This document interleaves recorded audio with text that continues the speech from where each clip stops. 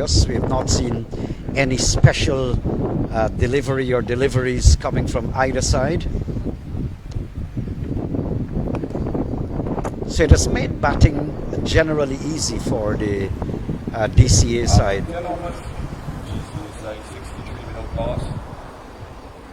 10 overs gone, 63 without loss. Romeo Demerara going well, 44 from 37. Latif 13 from 25. And he started slow after 13 balls, not a run. The next 12 balls, he picked up 13 runs. So that's what you want, especially in the 50 over format.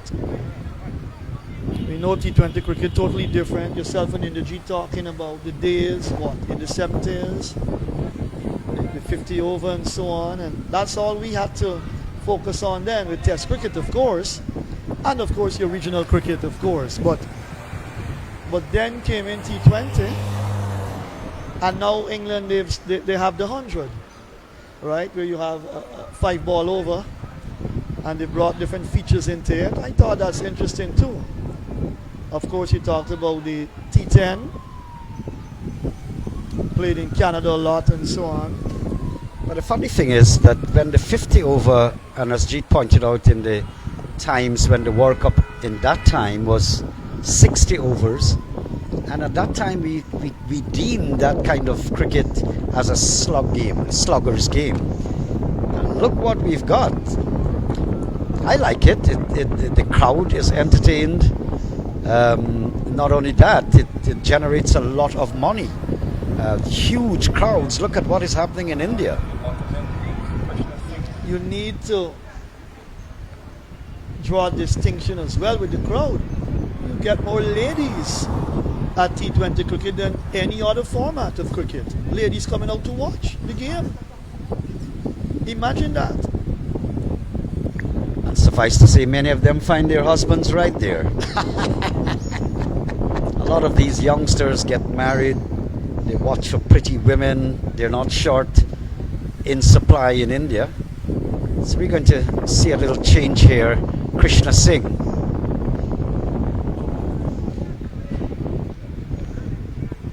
But it'll be interesting to see how they use these bowlers, because you've also got young Sankar to bowl, and also Mathura, who's a leg spinner. But if someone is entitled to, or his stint should be 10 overs, normally,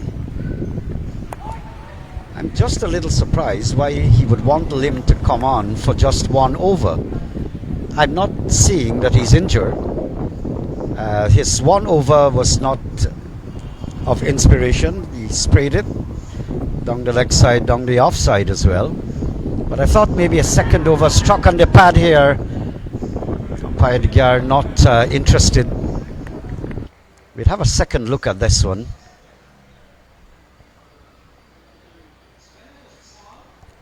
He was coming on the back foot there, Matthew.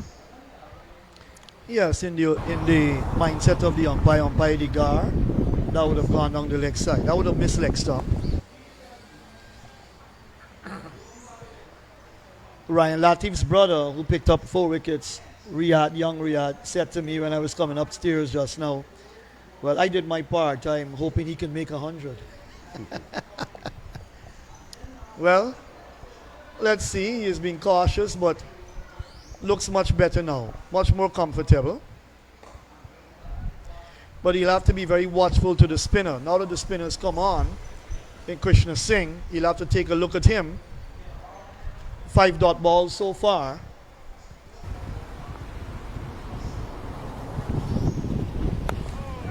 And bowls a maiden. 11 overs gone, 63 without loss. There's no doubt about it. Krishna Singh has made the batsmen think. He had them thinking. He had them prodding forward. I'm thinking that this could be the most impressive over sent down by the fielding side so far. Good first over. And there you have the bowling figures there for you. So no wickets down as yet. 63 without loss. But I dare say that Krishna's had a very impressive first over. I think the strategy is to keep back Lim a bit, bring him for later down. His 1 over cost 4. Raymond a bit expensive. But the thing about the seamers not penetrating at all, not penetrative bowling, and that's why the scorecard looks like that, 63 without loss. Remember, they would have lost their first wicket at 4 and then 4-3, the second wicket. At one stage they were 104 for 5. So this is just the start that the GCA side has been asking for.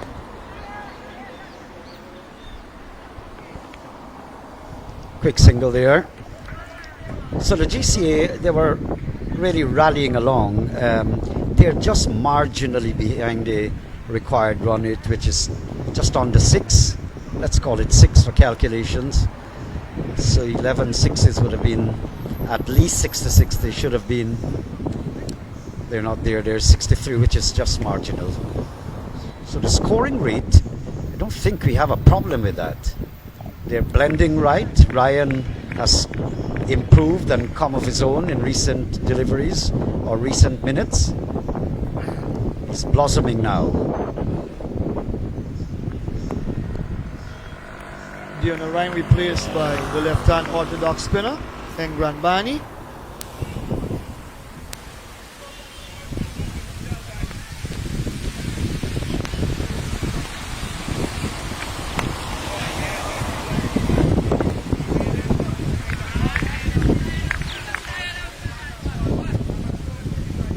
Granny sounds more like Afrikaan. I wonder if he has his roots there too.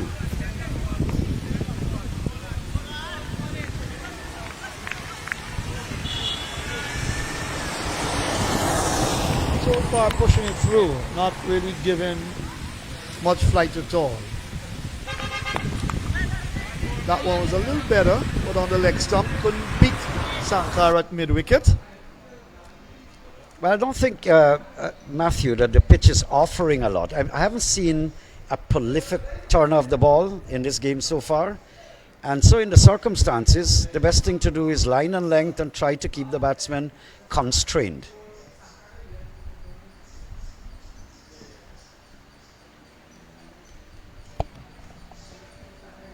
These two batters have just got to remain sensible out there in the middle. Nothing to worry about at all. We haven't seen anything that threatens them in terms of removing them. No one seems threatening enough in terms of the bowling department to dislodge these twos yet.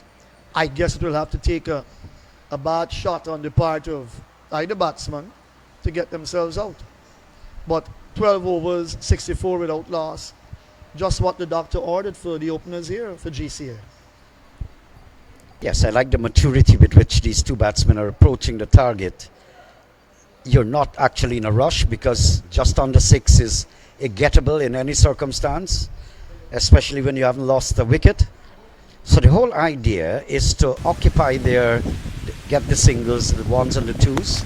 The bad deliveries will come, and that will make it easy pickings. And I mean, I understand that it's easier said than done. Nothing special is happening from the bowling attack.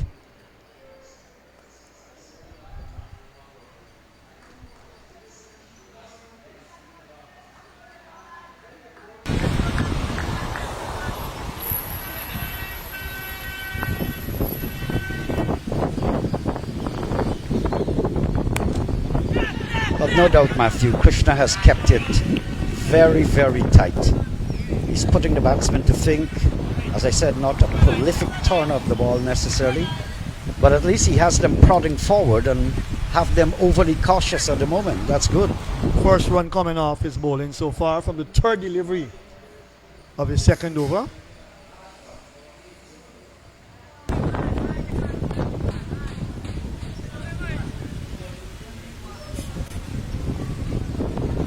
But at the change of innings, the GCA used a heavy roller.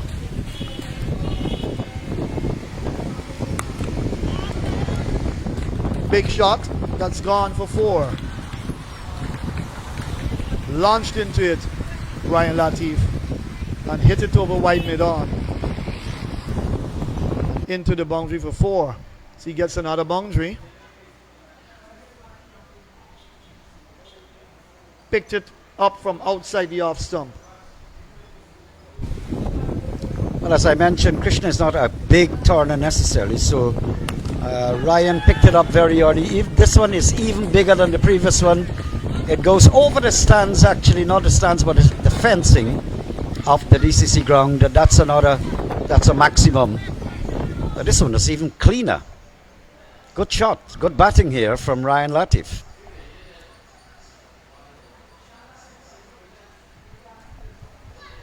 Clean hitting. And then Krishna Matthew is pretty slow in the air, slower than normal. So Ryan is seeing it from a distance.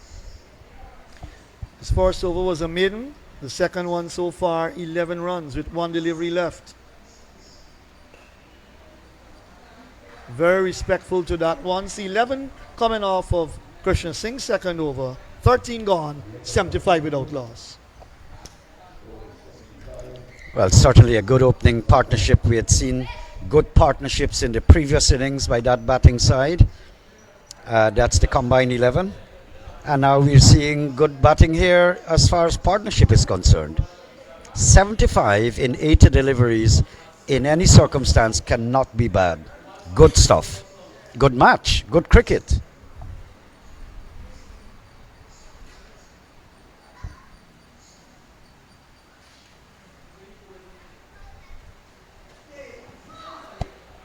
And sometimes it may look as if a player is not pushing on. You know, he's there, not scoring. Look at Latif so far. 23 from 39, when at one stage none from 13. So that's the kind of support you need when Romeo Demerara is going great guns. 46 from 41, strike rate of over 100. That required run rate is 6. The current run rate 5.77. So they need 222.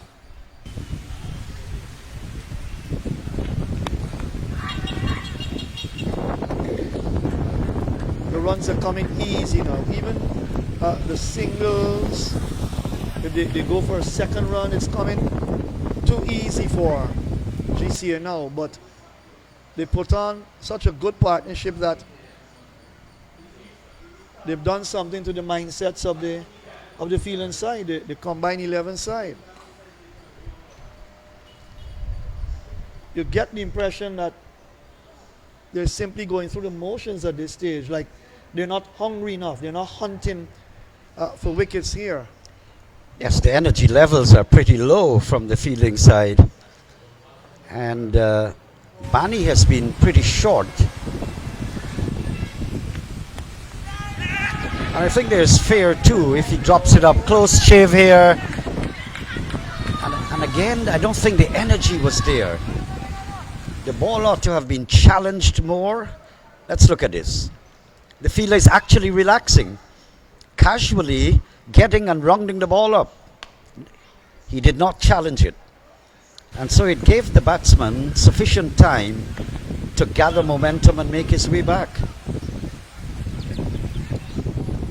The energy level is certainly not up there as far as the fielding side is concerned. But I suppose he was in two minds, because had he attempted to throw the wicket down, a direct hit,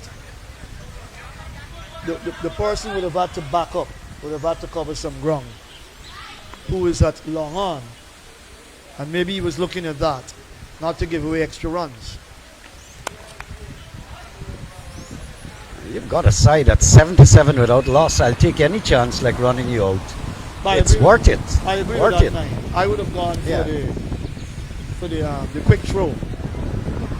I would have rifled that return.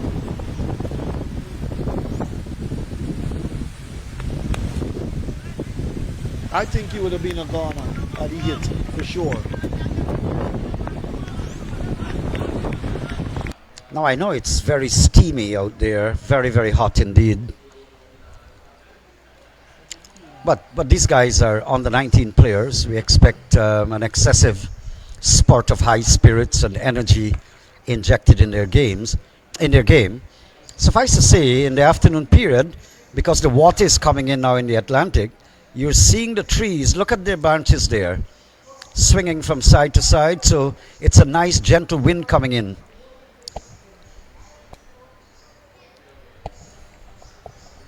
.48 is Diona Ryan. Well set for a half century here, opening the batting. Ryan Latif 24. Good partnership. 78 so far from 14 overs. Singh will continue.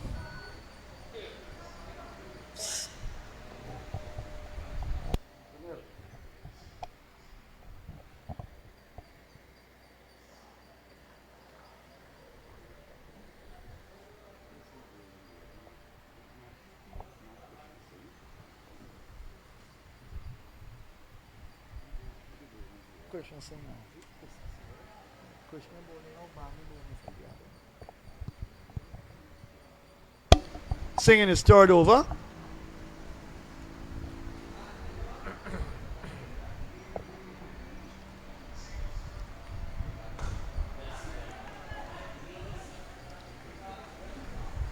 Nicely driven down to mid-on deep, but he couldn't get the run there.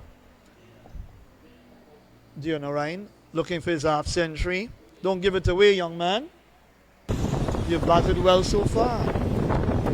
You've kept the pressure on the field inside.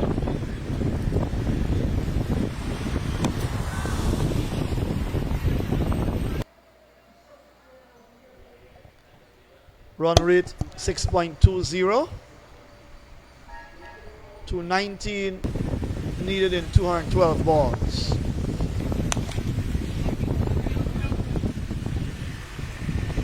So far, a much better over. No timing at all there from Diona Ryan.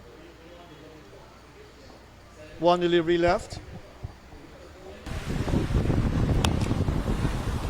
It's a maiden. On the fielding side, they're very, very desperate. They need a wicket. I mean, they need to curtail as well, which they're practically achieving in a limited way. But they need to pick up wickets, and it's simply not happening. And the batsmen, for the most time, they are becoming better and better at their batting. Bowling figures there for you. So no wickets taken by any batsman, but Krishna Singh has been pretty entrenched. He's bowling pretty well.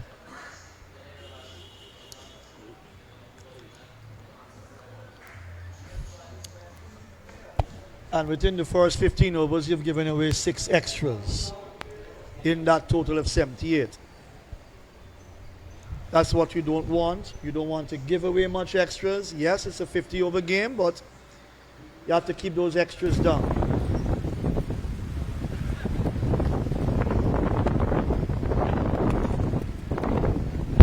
Good feeling, that extra cover. 296 is a good score, but you've got to back it up with good bowling now, because you've got to pick up wickets. You look at Diona Ryan, well set on 48. You've got to get him out. Ryan Latif is progressing with his form. 24 from 44. So you've got to get one of these batters out. At least one of these batters out. To bring in Marvin Dindial. I think he's slated to bat at number 3. The bowlers are simply not doing anything special. Quite possibly the pitch is not offering a lot as well. But on many occasions, look at Bani for example. He's pretty short consistently. So you're not of any bother to the batsman. It's innocuous. That one is pitched up, maybe too much, and driven over the top for 4. So things are simply not working for the fielding side. That was a lovely shot. Inside out, beautifully played. Ryan Latif 28 now from 47. He's beginning to do his part well, giving great support. Another boundary. Smash square of the wicket on the offside. Brilliant to watch. Consecutive boundaries to Ryan Latif. I like what I'm seeing, Matthew. We saw this with Demerara in the previous innings. I'm seeing it now from Ryan Latif. Started off tentatively, started off with a struggle, and has climbed and come back in real form. This is good stuff. So they need 211 from 204 deliveries. That's once you keep your wicket. That's the biggest problem here, if they're able to keep their wickets. So we're going to have a short break on the field. Quite possibly we'll take a short break too in the commentary box.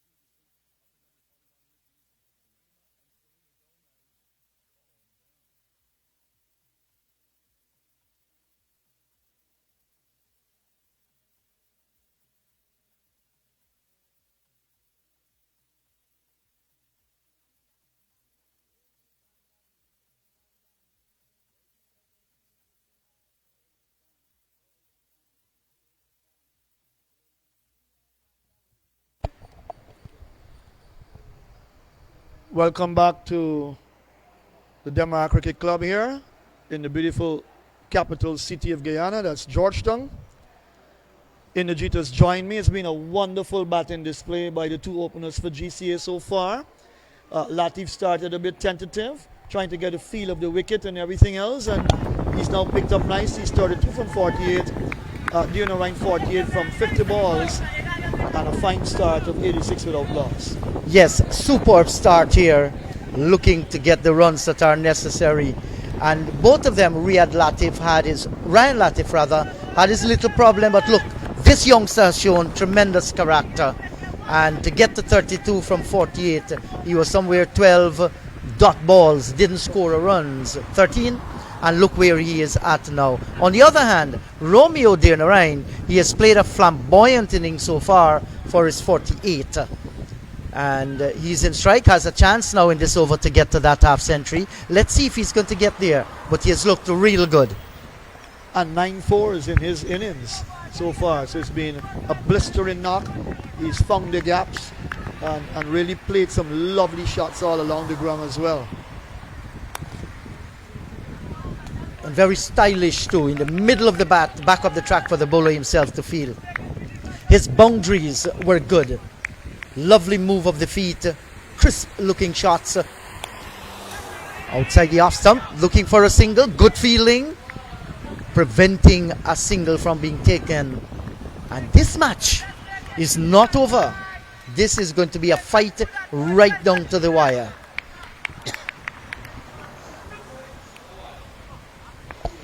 .296 is a good score, but we haven't seen anything penetrative from the bowling department as yet. That's short and pulled through the onside field. Nicely picked up there. Diving effort. Good feeling. Just a single. And Romeo will move closer to that half century. He's going to go on to 49. And Matthew, Romeo Demerara has scored the most runs in this year's Demerara Cricket Board on the 19 tournament. He has scored 225 runs, inclusive of 2 half centuries. I think 70 against West Coast Demerara and 71 against East Coast Cricket Board. So he has been among the runs. Good delivery here. And the tall right-handed Latif just dropping anchor. He's played some crisp on drive and not afraid to go over the top at all. Ryan Latif looks good. That's a wide, straying down the leg side. That's the last thing you want. We saw 43 extras when the combined 11 batted. The required run rate now is 6.27, well within what GCA can do. There's a big swing of the bat. That's gone high in the air. Will the catch be taken? Now drops it. Well. Into the hands and out again. And the bowler, Krishna Singh, is asking, what happened there, boy? Should have taken that one. Latif lived to survive. That man had 365 and a half days to take that one. And just flooring it. You know, that's what makes cricket so cruel at times. Your bowling has been bad, and now bad bit of work in the field, not backing up Krishna Singh, who should have had that wicket on his belt very easily. That's poor cricket from the combined 11. And here is Romeo coming forward, exploring the possibility of a single. Can't get it, he has to wait.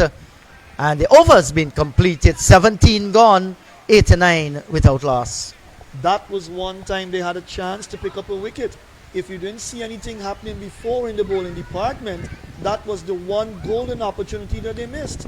Well, sometimes when things come as a surprise to you, you don't expect it's going to happen, you treat it softly.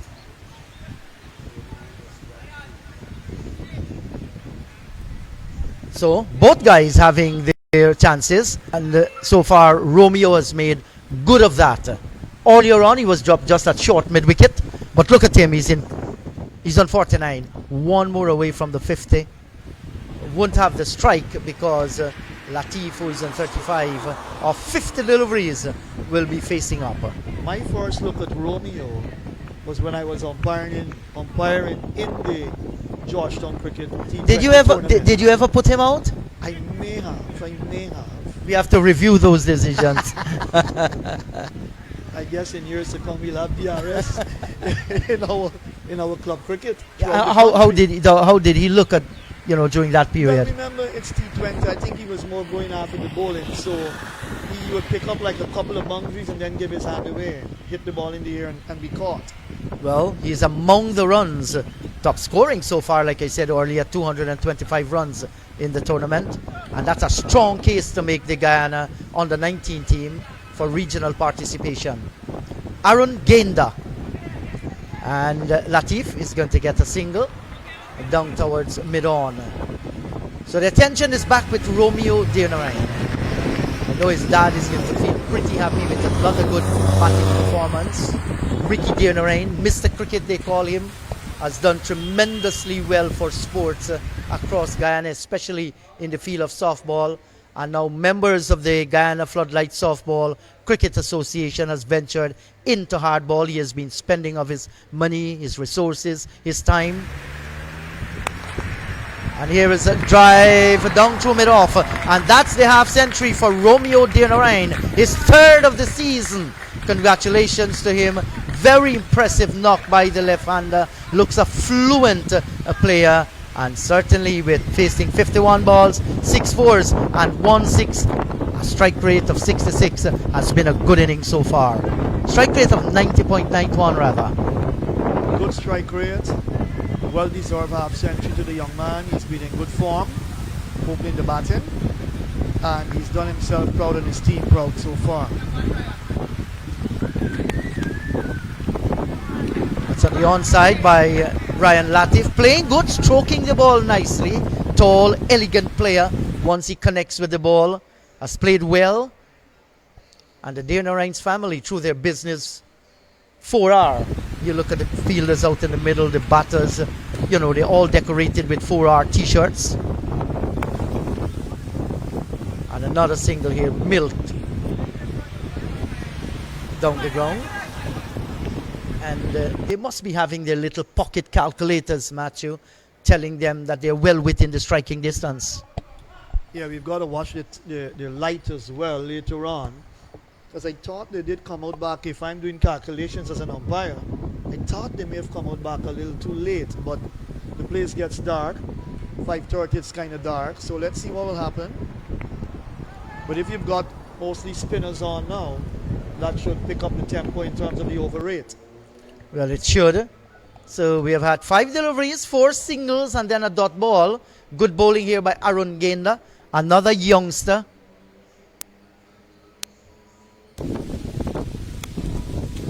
Drawing the tall right-hander, and he's stroking it once again. Soft hands, good stiff return, good fielding. They get the single, however. 18 gone, 93 without loss. 94 rather, I beg your pardon. Should have waited a little longer there, Matthew. Yes, Latif 36 from 54 and Demerara 51 from 56. 9 fours to Demerara and 6 fours with a 6 to Latif. He wouldn't mind his strike rate. He's giving good support to the man in form, and he himself has picked up form. And when you look at the batting to come, Marvin Dindial and Riyad Latif, the leg spinner, he would fancy himself as a batter. But they've got good talent in this GCA side. But I'm concerned about a little later on in the afternoon with the light. Let's watch how the game progresses from this point. But Well, I think the lights might very well come on. They build under what you call the boot system. Build, operate. well, we've got some floodlights, so you never know. Yes, If there's the going game to has to go that long. floodlights cricket tonight right here at the ground. Softball cricket match in memory of Uncle Mike Shane Warren Singh and Yes. another gentleman who has passed away. So why not put it on a little bit early? Give the lads a chance. 203 needed in 192 balls. Another change. Sankar comes into the attack. That's Stefan Sankar. Very slow through the air. And this is going to present another dimension to the bowling. Yes, he has to wait on it. His brother Stephen Sankar didn't get to feature much in that regional game. Was it versus Trinidad, was it? Yeah, I think one match. Yes, one match. That was the game where they had the problem with the field and so on. Didn't get to perform and then came back home, of course. When the other players came back from West Indies duties for Guyana. Stephen Alex Spinner worked pretty hard, got his way into the Guyana Harpy Eagles 4-day squad. But the composition of the likes of Moti and Virasamy Premal is going to be difficult for him to maintain that place there. But there's no doubt about his talent. No doubt. And his brother wanting maybe to perform better than him. Well, that's how it should be, with him having the experience, passing down the knowledge to the younger generation. Way to go. What I like about young Stefan, though, is that he loves the game so much that he's picked up umpiring as well. Full toss, put away. Backward of square. And you don't bowl to an informed batter. You don't give him such a gift on an Easter Saturday afternoon. He's going to put you away today, tomorrow, and even next year. Good boundary. Yes, and what Romeo needs to do here, like he's doing, play every ball on its merit, like that one. It was there for the picking, juicy shot. And look at the partnership, 99 of 115. Romeo contribution 55 of 57, and Latif 37 of 58. A partnership that has complemented each other very well. Wrapped on the pad, beaten there, beaten with guile by the little man. And there is no run. 19 gone. It's 99 without loss. Let's look at this one on the replay there. He was stretching forward. Might have been doing too much. And certainly that was a good shout indeed. But in the mind of the umpire, absolutely not going on to hit the stumps. And in the GT, if you thought 150 for the 6th wicket, when the combined 11 was batting was excellent. But look at this partnership for the 1st wicket at 99. So you're looking at another 100 partnership between two batters, this time for the opposing team. And we're only in the 19th over, and so far 7 bowlers have been called into play. So that tells you they've been thinking out of the box, trying badly to get a wicket here. But this partnership has been sound and solid. Down the track, that's high in the air, it's going to scatter the pigeons, and that's gone away for 4. 6 in fact. Yeah, that's a brave shot here by the right-hander, winding up nicely, getting under the ball and smacking it for a maximum. What a beautiful sight to see pigeons scattered. This part of Guyana, home of the pigeons, Matthew. Bringing up the 100 partnership in fine style. Another full toss that went, I think, through the hands of the field at extra cover. That might have been a chance. Did it went full? We'll look at that again. That looked a chance to me there. I could be wrong.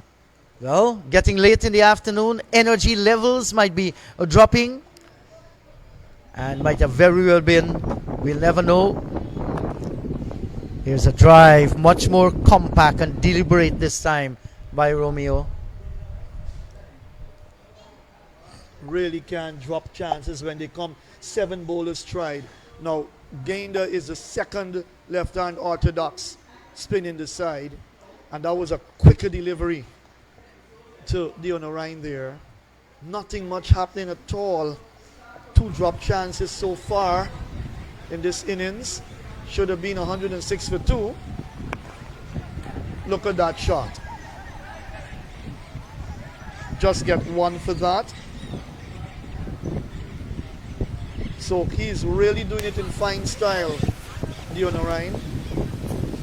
Latif is 6 short of a half century. What a partnership.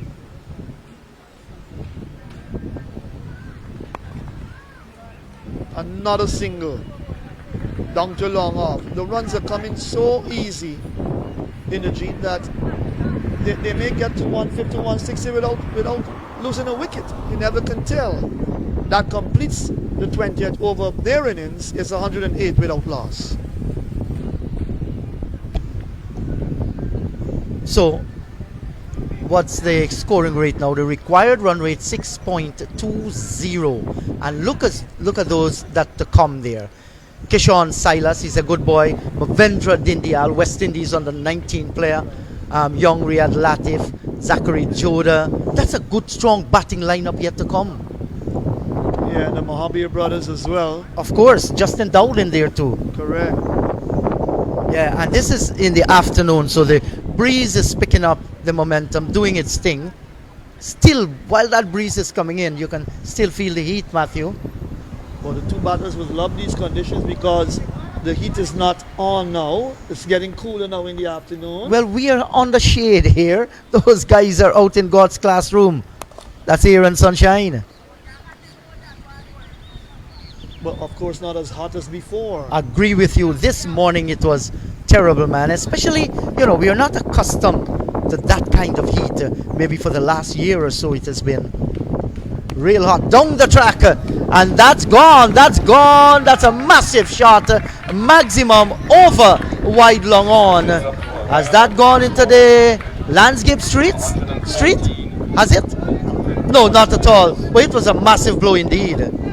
What I like about Latif, he's brought up his 50 in fine style, 51 from 63 balls. What I love about him is his use of the feet, his feet.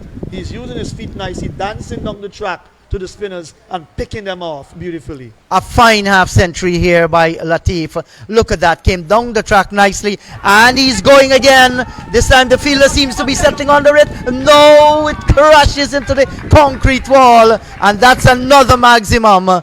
So Latif is showing us what he's made of. And he's made of steel. Great character. Coming back here, and the fielder had to take evasive action from that one. Shiloh Adams, the fielder there, short man, down on the long on boundary. But consecutive sixes for Ryan Latif here now, so he's picked up the batting flow now. And he's actually gone past Romeo Demerara. He's 57 and Romeo is 56. It shows in the JIT it's not how you start, it's how you begin to pick up your innings. And flow with momentum and pace his innings nicely. And it's brilliant to watch these two young cricketers. Yes, absolutely so. And both of them are doing their chances of surely making that Guyana under 19 team a world of good. And the only way you can do that is to continue to score, remind the selectors about your talent, and not only the talent, you're churning out performances out of that talent. Like we said, at a very slow start, but we are seeing his gift. He's an elegant player when he gets into the stroking. And when he decides to come down the track, he looks good. He gets below the ball, and he has the power to clear the ropes. 6 4s and 4 6s, his strike rate 89 plus. So that's excellent. I know his dad will be very proud of his two boys that are playing, and you've got the Mohabir brothers as well. Their parents must be very proud of them as well. And it's always good, family support are essential for the development of any individual, regardless of what course of life you have chosen, the pathway to make a decent living. Family support is vital. And normally we'll see Latif at all cricket matches once his boys are playing. He has his wife and his entire family are out here supporting them. And the good thing, he's not going to shout advice out in the middle. He allows his boys, he trusts their knowledge of the game, and that's good to see. He loves the game so much, the father, that he was playing a match that I was umpiring in, a club match for GCA cricket. And he said to me, if I leave the field to go to work, he had some work to do, would I be given a substitute? I said to him, no, sir. Now that's another big shot. That's gone for 6 as well. So Latif is doing it in fine style. And he's hitting Sankar. Stefan Sankar is being hit around here now in his second over. Look at that replay. Tossed up outside the off stump, a little bit of swing there, the ball turning in the air. He reached for it and he smashed it over long off for 6. So the umpires have got their work cut out here now. They have to find balls. 63 from 66 balls. Yes, and they're beginning to open up even further here this afternoon. And this is sliced off the outer portion of the bat. and they'll get a single. And Matthew, we must give credit where it is due. You know, that's the end of the over. 21 gone, 126. Those that have sponsored this year's Demerara Cricket Board Inter Association under 19 cricket tournament and this challenge trophy match this afternoon. Their names and their businesses have been running on the screen. Congratulations to them. We're talking here about Trophy Stall, Ramchand's Auto Spares. We're talking also about Ariel Enterprise, Rohan's Auto Spares, Steve's Jewelry, Pitama Enterprise, Moto Trend, Cricket Equipment Guyana, General Marine, Terry Matura, Raj Matura, and of course Pandit Anand. These guys have come on board the Demerara Cricket Board and ensured that we have had a fantastic tournament so far. Congratulations to them. You know, without them too getting marketing through live broadcasts, businesses of itself might not grow. And without the business, cricket can't go anywhere. Yes, the program of cricket must go on with a lot of money. Naim was echoing those thoughts throughout commentary. And we all know that. You look at IPL, you look at all the franchise tournaments played around the world. It's all about a lot of money being pumped into cricket to make it what it is today.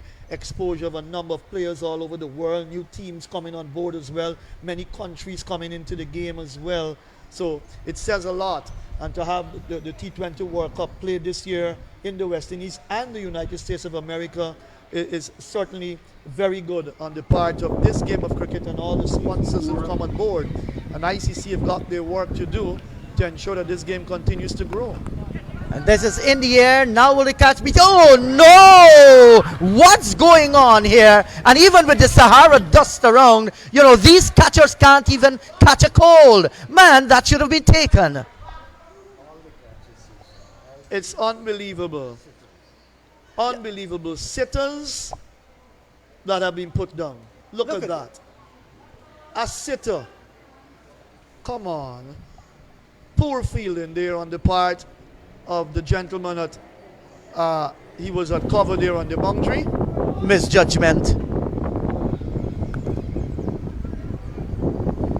And while we are talking about the sponsors coming on board, spare a thought too for Mr. Anil Bihari and his team. They have been able to market their product in innovative ways. You know, sometimes the resources are there to be tapped, but if your marketing isn't good, you know, you're not going to tap those resources. So here is where congrats to Anil Bihari, Mr. Vicky Barose, the treasurer, down the track. And that's gone for a maximum, this time over the fence and onto Crown Street. Fantastic shot. What I like about Ryan Latif as we look at him, and he's hit a lot of sixes so far. I think that's his sixth six. Good use of the feet, but he times the ball well. His timing is fantastic for a slimly built young man, you know, and that's admirable. Yes, and continues to score freely here. And look at this one, that's delicate. Give him the benefit of the doubt. Realize the bounce was more than he expected. Just dropping the hand a little and getting a single. You would say cutting the ball into the keeper's hand. Taking it away from his hands, actually. But you call a name, Anil Bihari, and he's here. And Vicky Barose, guys, and the entire Demerara Cricket Board. The president too, Mr. Bisundi Al Singh. You know, fantastic partnership, good job. Yeah, I must say kudos to Anil because he's always around, he's very proactive. For me, he's a visionary, he loves the game, very proactive, and puts a lot of energy into the game of cricket. Yes, and what the team is showing, that they are not there just as executives to sit in chairs in a closed building. They are making things happen. And, you know, that is what matters. Yes, well, the catch is there for the taking, and this time he takes it. Nityanan Mathura of his own bowling, and a fine innings by Romeo Demerara has come to an end. 57 of 64 delivery. They have broken the partnership in the 22nd over, 136 now for the loss of one. Finally. And they need more wickets now. But one can bring two can bring the third. Mathura, the leg spinner, has struck. And in his very first over, he's picked up a man in form from the start of the innings. Demerara gone for 53, and a well put together knock by the opener. He's looked the part and could have been out on a couple of occasions, but some drop chances went to begging, but finally they've snapped up one, 136 to 1, and out comes a young man who's played for West Indies as well at the under 19 level, Mavindra Dindial. Yes, and he's full of talent, gifted cricketer. It is left now to be seen how he ends this part of the tournament. No doubt he's going to be on that squad for Demerara when they play in the inter-county tournament. And a fine partnership here if you're going to attack that 297 they're looking for. And look at the required run rate. It has fallen below 6 and over. That makes it much more easier for the two batters now and the others to come. And Matthew, we were talking about marketing the game. So often you hear, people saying that they're not getting sponsorship for this, they're not getting sponsorship for that. You must be able to live with the challenges of the times. There are innovative ways of doing it. Just here, Anil talks about writing letters to past cricketers, and successful people who are around the game of cricket and getting them to come on board. That's a good way to go. And that's what I've been trying to say as well. You've got to be a visionary. A visionary is a person with a sort of a complete mindset. You think the game through, you think about strategies, how you can get sponsorship, get people on board. There are different things you've got to do. So you can't sit down and believe you can just hold a position, a single take in here, misfield in there. And you just can't think that because you may be in a key position, things are going to happen. As you said, write the letters, make calls, do the different things you've got to do, go and visit communities, areas. You want sponsorship, you've got to be there, out there working hard. Yes, totally agree. So, Sachin Balgobin. That's Mavindra Dindial, and lovely looking shot. Onto the back foot, deep in the crease, and driving down towards long on to open his account. And I've been reading on social media, some clubs are finding it difficult to pay umpires' fees. I'm just wondering to know, once it's not direct conflict with your major sponsor, why not? And he's going at this one again. That's going to be another maximum. The fielder on the boundary there must be very alert. Couldn't get there in the end. And Ryan Latif rocks on to 79 from 72. I get the impression that what his younger brother said could come through. He's on 79. He says he'll get 100 here today. He wants him to get 100. So these two brothers obviously know each other well. They've lived together all the years. Yes, and I was asking their dad, Richard Latif. I'll tell you after this delivery. Solidly defended. While his son played at the National Stadium in one of the matches, got a few wickets, I went out in the field, reached them, and I asked him, Daddy's going to cook dal puri and duck for you this afternoon. Latif said these guys don't even eat those things. They don't want them. They want vegetables. Shows the discipline, shows the mindset, shows how much they want to play cricket and go on to play the highest level as well. Yes, so looks in impeccable form here, Ryan Latif. Onto the back foot this time, watches one go by outside the line of the off stump. 23 gone, 144 for the loss of one. Yes, Matthew, I was making the point. While it's not in direct conflict, look at that. Ricky Demerara, Richard Latif is there as well. Yes, and a number of supporters. Matthew, you might be more familiar with some. Not picking up some of them. But they're sitting on that traditional scoreboard, the concrete there. And no doubt enjoying the game. Of course, that's what it's all about. One of the things about DCC as well, I would drive around if I'm not umpiring, let's say weekends, cricket is being played here. I tend to stop in, one of the more familiar grounds to stop in and watch little cricket and gaff with the guys, whether the scoreboard or not. Yeah, and I was telling you, once it's not direct conflict with the major sponsors, why not get other sponsors to sponsor the umpire fees? Well, I agree with that. That can go a long way in help. All it takes, sit down, You can write letters, sit down and have a chat with people. Sometimes there are businesses out there who are willing to help. And you're Good on, delivery. And you're on a good topic there. Quick single taken. You're on a good topic there because that is affecting the umpiring fraternity in the Georgetown section. A number of our umpires will go to umpire in other matches in other parts of the country, whether East Coast or East Bank, and they're paid immediately. I'm so sorry I have to say this, you know, in terms of being on live streaming, but that's the truth. And so many times we're short of umpires. There are a number of matches in the Georgetown area where you only have one umpire in the game. Well, I know there's umpire training. Has it started? It has. It has online. We're doing online training And that's right good. now. That's good news because more people are going to be trained as umpires. There's a drive peeling off the outer portion of the bat. Bisect third man and backward point. It's not going to get to the boundary. Good partnership in the fielding arena. The left-handed return comes in, and they picked up 2 in the process.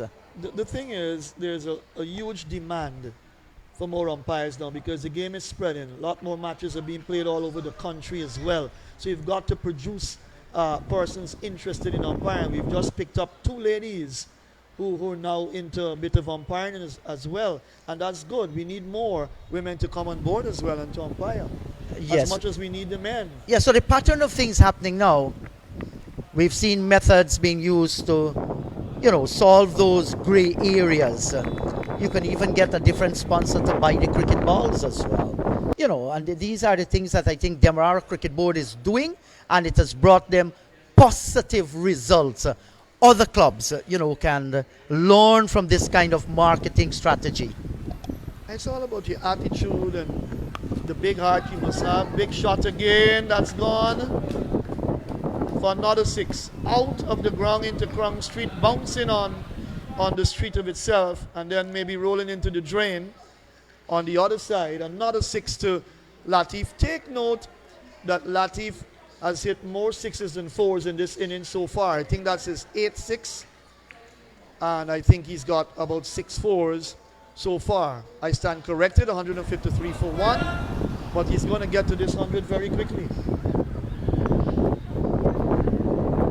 Yes, well, he's well set, Ryan. He's gone to 87 from 79 balls, has done all the hard work. And look at that required run rate. It's just above 5. They need 144 runs to get from 157 balls. So more balls than runs, and here is where you have released the pressure. Just play sensible cricket now in getting that 297. And the thing is, Jeet, the platform has been set so nicely that Mavindra Dindyal doesn't have to do a lot of hard work. Just push for the singles, you know, play the ball along the ground. He doesn't have to go too aerial. All right. Again, you look at the boundary struck Shiloh Adams 11 fours, Demerara 10, Dindyal 9, Anton Lim 6, Ryan Latif 6 as well. And with the 6s, Latif smacking 8, right. Anton Lim 6, and Shiloh Adams 2. So boundaries galore. Quite a lot indeed. 16 6s and 48 4s so far. Brilliant. Brilliant cricket at the under 19 level. That's what we've asked for. Need 144 runs more from 156 balls. And we're talking about these 2 players now, one heading for 100, one just coming to the crease, who's a West Indian under 19 player. He doesn't have to panic at all. Just play with ease, pick up the singles, the 2s, the odd boundaries, drive the ball nicely along the ground, find the gaps. Don't do anything silly. You're going to win the game easily. Yes, it can happen that. When we are talking about marketing strategies and skills, the Umpires Association of itself, Matthew, I think that they can do, you know, quite a lot more to actually strengthen that short and banged away out through the covers. There's protection there, just a single, you know, to strengthen the quality. They will need financial resources from time to time. You're a part of that organization. There are things you guys can do. I agree. I think we've not worked hard enough. A few years back, I'm now the vice president for the Georgetown Cricket Umpires and Scores Association. We've got a lot of work to do. Nothing much has happened, let's say, over the past 4 or 5 years proper. But now we're trying to pick up with the training program, bringing folks on board to umpire. That's a good delivery, right on target there. and the right-handed Latif. You know, he has gone in such a different gear this afternoon. He's like a Rolls Royce. You watch the way he's been hitting his 4s and 6s. Down the track, he's hoist this one. That's gone over the landscape street, and another maximum there. Wow, what a great shot. And just the chain link fence would have taken some power. That would have gone in somebody's yard again. Great shot here by Latif. He's gone on to 93. Look at him coming down the track, giving himself room and picking it up and depositing it with a mighty flourish. And in the GT, even though he's played a fantastic innings, they've also thrown the ball sometimes wide of the off stump and give him the room to go for the shots as well. He's played a beautiful innings, yes. He's 7 short of what would be a really good knock, a good century for him. 83 balls, 6 4s, and 9 6s. Definitely has been the man for the GCA in their reply here. And he's still there at the crease. He's 7 short of 100. But they haven't bowled, they bowled to his strengths actually. They haven't bowled exceptional deliveries to him. And they've been able to help him along the way to free his arm up nicely and play some lovely shots. Well, the use of his feet has been extraordinary. He's a tall guy and not afraid to come down the track. And look at this. This is sensible cricket. The single was always going to be on. He knew exactly where he wanted to put that one. A quick thought on the umpiring situation as well. Too many of our umpires, I don't want to knock them too hard because I still umpire, but I think some of them have been a little bit too selfish as well. You've got tournaments being played and you're supposed to be umpiring in those tournaments. You leave those tournaments and you go and umpire, you know, elsewhere. That in itself says the lack of commitment, faithfulness, flowing with the vision. Let's say in particular I can refer to Georgetown cricket. Certainly you don't want that sort of situation and atmosphere at all to continue. Cut away down towards backward point. Can't score this time. A relief with a dot to end the over. 25 gone. 161 for the loss of 1. And there are different pillars, different stages in marketing. Let me put it this way. If you go to a party and you see a pretty girl, you know, you go up to her and what do you say? Matthew, I'm rich, I'm handsome, will you marry me? And then that's called direct marketing, where you market yourself. And then if you go to a party and, you know, you go with a friend and the friend goes up to a pretty girl and said, hey, that's my friend, he's handsome, he has a lot of money, will you marry him? That is called advertising. And then if you walk into the party and the girl comes up to you and say, hey guy, you're handsome and you look that you're rich, that's brand marketing. I hear you. So different strategies, so you can try it at the umpiring body. I'm listening to experience. Indrajit's got it all. Naeem will come a begging. Naeem's turn to come in after this over. But I would agree with you on that, Indrajit. It's all about using your brain, sitting down and putting the plan together and making the plan work. They say where there's no vision, the people perish, but also where there are no people, the vision perish. So that's very important. You'll continue. 162 for 1, win over number 26. And that's a good delivery, tight on line and length, but still manages to squeeze it out and collect a single. The ball running away down towards the backward point region. What all that you've said is spot on, and you don't want people to be serving at different levels, but they're not putting in the hard work. That has been a problem. Wrapped on the pad. How's that? Huge out for leg before the dreaded finger has been raised, and Ryan Latif, 95 from 86, has to go. It kept low there, and in the mind of the umpire, he's raised the finger. Latif has to go. 163 for the loss of 2. Missed out on what would have been a fantastic 100, but good thinking by the bowling side. He switched Krishna Singh to the north end and he bowled a quicker, flatter, straight delivery and hit him plumb in front. That's the end of a fantastic innings from Ryan Latif. 163 for the loss of 2. He missed out on 100 by 5 runs, but really it has been a fantastic knock. Opening alongside Demerara, who was dismissed earlier for 53. It's now 163 for the loss of 2, and a good blow struck by Krishna Singh as Naeem joins the commentary box. Naeem, certainly what the GCA been looking for in terms of the partnerships, century partnership, and now a fantastic innings coming to an end of 95. They're in the driver's seat, nevertheless, the GCA. Absolutely. And I'm so pleasantly surprised because when I saw Ryan, I haven't been seeing much at this level of cricket a lot because we are not always on the ball doing commentaries, but every time I'm invited, I do come. The thing is, I did not have a look at Latif before this, and that's why I'm pleasantly surprised because how he started off, I didn't know of what metal he was made of. At the end of his stay at the crease, I'm highly convinced that this is a batsman for the future. He has tempered his batting, he has paced his innings, he came from ground zero, 13 balls, he faced it, did not come off with a single, and after then, he surprised all of us in a very pleasant way. Great innings, good batting, a youngster that I'd always look up to. Another appeal, and he's given out consecutive balls. Another wicket goes down for the GCA. This time, Alvin, the captain, Mavendra. So, what unfortunate circumstance here. It's not him. Alvin Mohabir. So that's the batsman out. He's gone for a duck. First ball he has received. Very unfortunate there, but he came onto his back foot from side on, rear side on.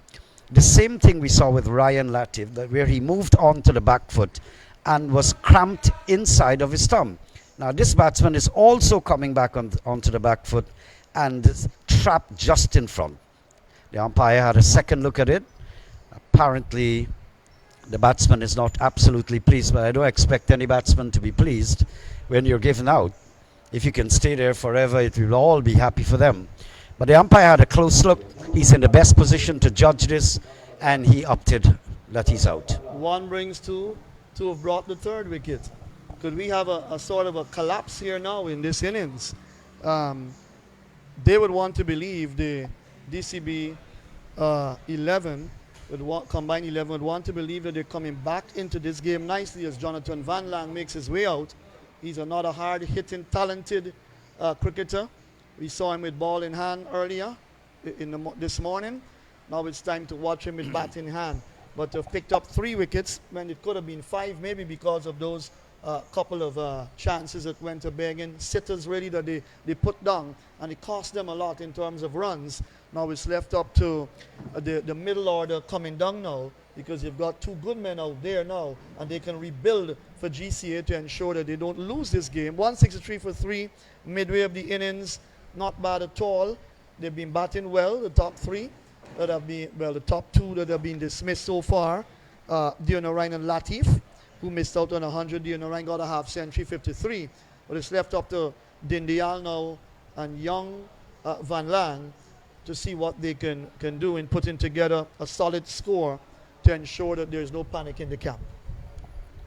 Well, Mavendra Dindial should certainly be having regular chats and talks with his partner, because he needs to give a lot of support to the captain, to Mavendra Dindial, and I'm talking here about Jonathan Varlong, to give a lot of support so that Mavendra can worm his way into a big score. And if the combined team loses at the end of today's play, I think it will be because of their own misdeeds in the field. They have not had a good day in the field, period. And most of the batsmen that they dropped went on to score. Romeo Demerara was the first one. He was dropped when he was on the 5. He went on to make 57 off 63 balls. And then Ryan Latif was dropped also, came back to make 95 off 86 deliveries. So at least 3 chances were put down, and that's the score sheet there for you. But at least 3 chances were put down, and giving the giving the combined side an opportunity to reach 296 runs. should not have reached there. So the fielding was not up to standard as far as we see here, because it's not the roughness of the ground. These were all catches, and may I say, all sitters that went in and out of the fielder's hands.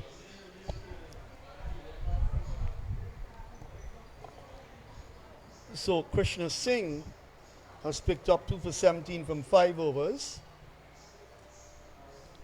Dindial on 4 from 5 balls. Just to rebuild and steady the innings now.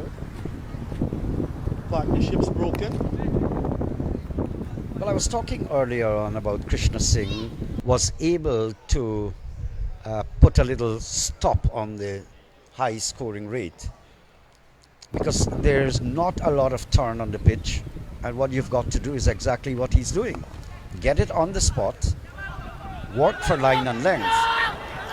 Cheeky single, another bad bit of fielding, making up in the end by hitting the stumps direct. Yeah, hesitation. It went to the fielder cover to his left. He didn't field it cleanly. Bounced away to his left and hesitation, and then they came through for the run. Dindial on strike now. There's so much talk about him. Plays his cricket for GCC.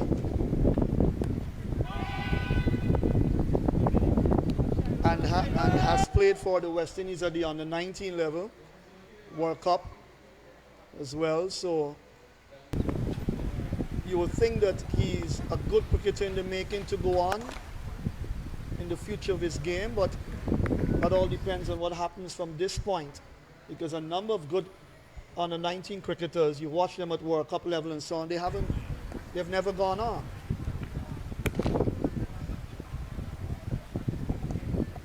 Well, I've seen so many of those. Our own highly successful under 19 captain, Andre Percival, is a one that you can cite. He was such a good leader at the under 19 level, led us to at least, I think, more than 7 titles under his captaincy, and simply did not transition. Paul Passad, one of the most prolific young batsmen that opened the batting for Guyana's senior team afterwards. Another good example. Some of these players, nevertheless, would have been born, as we say, at the wrong time. Clayton Lambert, an example, that was born the wrong time because Gordon Greenidge and Desmond Haynes were at the crease at that time. So some of us, some of the cricketers may have come at the wrong time. There's someone out of Australia that said to me that Rabindranath Seeram, when he looked at him bat, he was just born the wrong time. So those who obviously made it would have been born the right time. Quite possibly. Either because of their performance and ability, or because there were open spaces. And the batting lineup was porous in the West Indies But side. opportunity is important as well, because, you know, I've always heard that Sir Vivian Richards' brother, it was said that he was a very good batsman, right? But Sir Vivian Richards got the opportunity, and he did what he had to do with it. And look what he became. And you know, that's the thing, because there's a season for everything. There's a time and season when we come on and we do what we have to do in this life. Deliberate shot. This will carry towards the boundary. Just outside the line, opening the face and tickling it. He's got the experience. Mavendra Dindial, very, very seasoned campaigner. So he's got that experience, that advantage. He knows fully well there's no slip.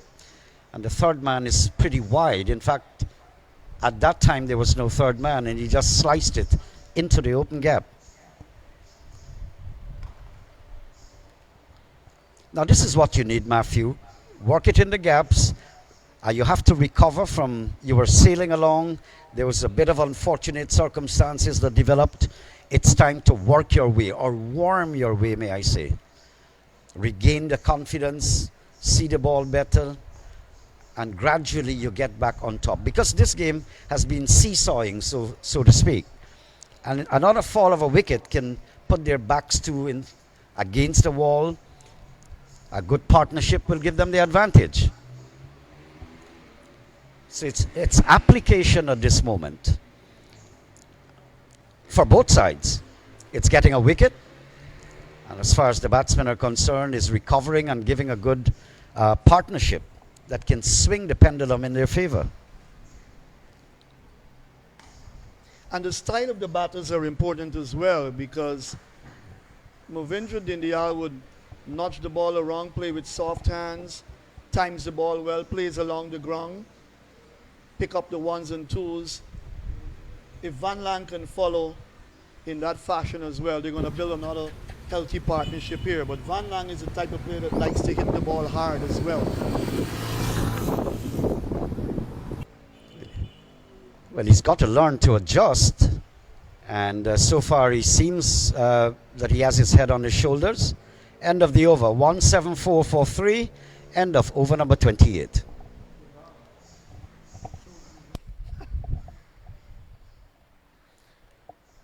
Two players from two good clubs in Georgetown. Let's look at the bowling figures for you there. None for 33 for Kelvin, none for 4 Lim, just bowl 1 over. 2 wickets for Krishna Singh, 2 for 25 from 6. And 1 for Nityanan Mathura, 1 for 18 from 2. The wicket takers so far. 9 bowlers have been used so far. That's a lot, Naeem Chan. I wouldn't be surprised if the wicketkeeper has a still 2 on bowling. But we're talking about these two batters and their styles of play, and you look at the clubs they come from. Van Lang plays for DCC, one of the top clubs in Georgetown, of course, a very competitive club. They play hard cricket. And of course, Dindyal from GCC, two of the better clubs in the Georgetown area. They've got some other clubs coming on now as well. They've picked up their game, as you would say. Everest, Maltinos, these are clubs that are coming on a bit now in this season of cricket. A lot of cricket still to be played in the Georgetown section.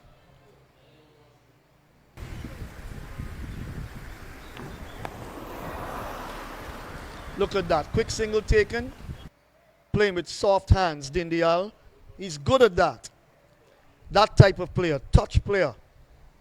Good use of the wrist.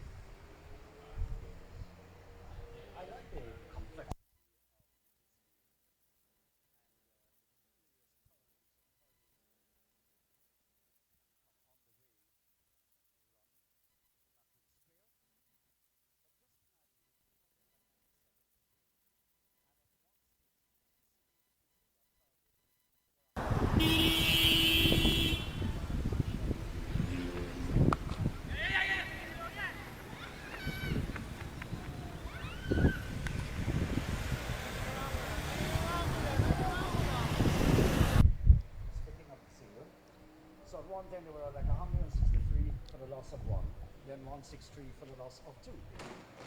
It's the complexity, the colors of the game change.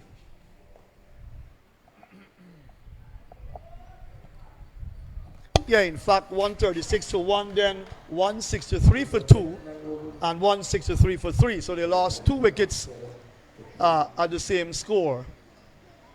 And you'll be saying to yourself, a nice way to come back into the game after you put down some dolly chances that went to you. What sort of cricket were they playing, the field inside, when the GCA got up to 163 for 1? And then all of a sudden, 163 for 2, 163 for 3. But they've still got to work hard. You've used 9 bowlers so far. Krishna Singh to pick up the bowlers with 2 wickets on his belt.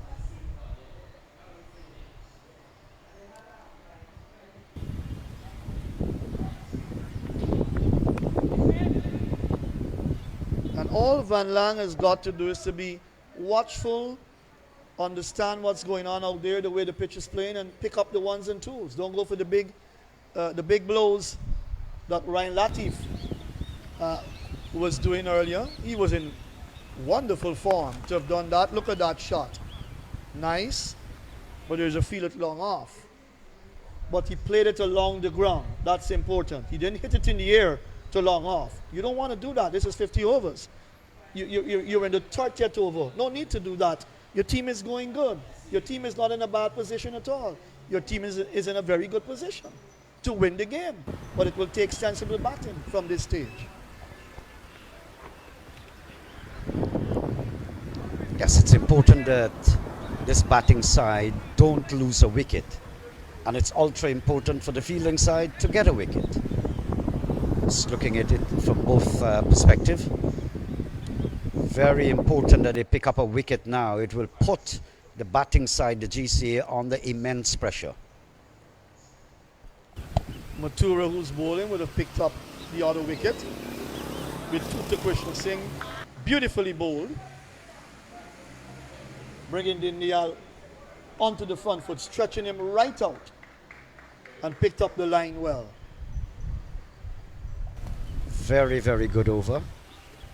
Had Mavendra Dindial groping forward and just beating him outside the off stump.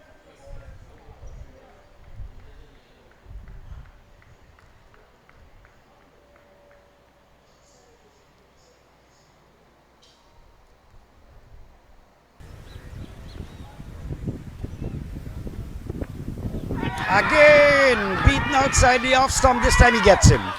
He's gotten his guy. Good to see Krishna, Nityanand Mathura winning the battle on that occasion. For the entire over, Matthew, he had Mavendra Dindial groping outside the off stump, not finding the edge until finally he did. Excellent bowling. And this is, I was just talking about this. The fall of one wicket at this stage can swing the pendulum a little bit, and the pressure is back on the batting side. Certainly, it's a good game of cricket. Just one run coming in that over with the prize scalp of Mavendra Dindial.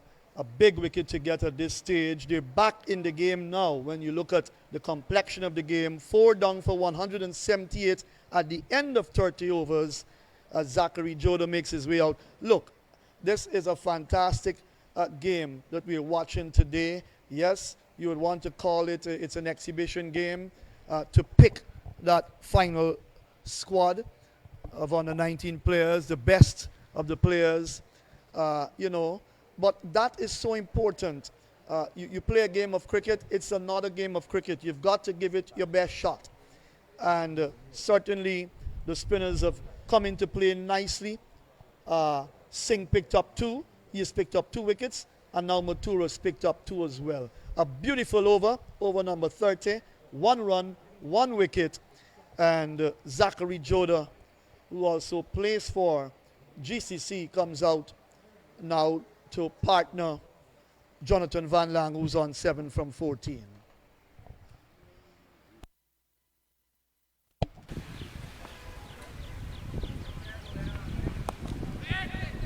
So when Grand Bani switched to the south end of the ground, left-hand orthodox bowler, short young man. 119 needed from 119 balls.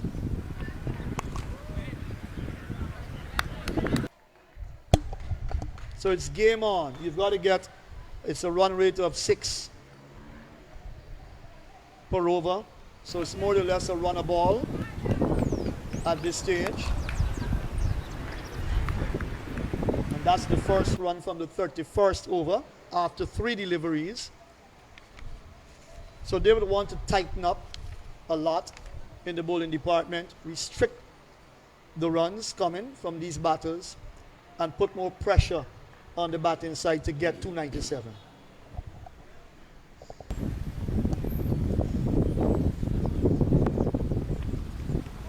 Well, somebody's got to stand up there and play a big, long innings. It's still a very long way away. Over 100 runs to get. And then the overs are creeping in on you also.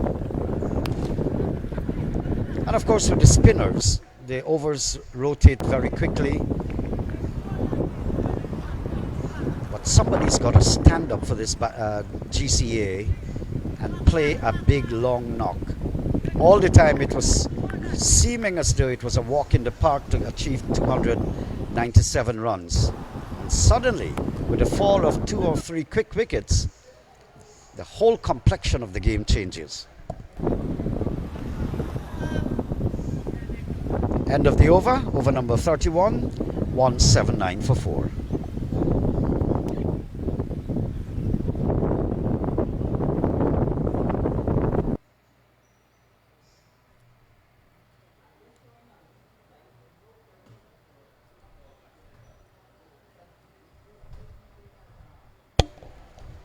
So we're just talking about that little list you were seeing there. 136 for 1. That's this batting side here. 163 for 2. At that time, things seemed as though it was a walk in the park to get to 297. Then another wicket fell. The next delivery, 164 for 3. That was the captain, Anil Mohabir. And just a short while ago, the man they had placed a lot of confidence in, Mavendra Dindyal, was the last wicket to fall. Well, good for a change. Nice bit of feeling there.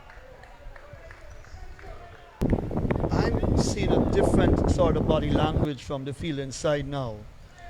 They've picked up in the fielding department. That was a nice shot, played square of the wicket by Van Lang and nicely stopped by the fielded point. So they've picked up in the fielding department. You're 4 right. wickets under their belt. You're right on target. And that came only after Ryan Latif went, Alvin Mohabir, and now Mavendra Dindyal.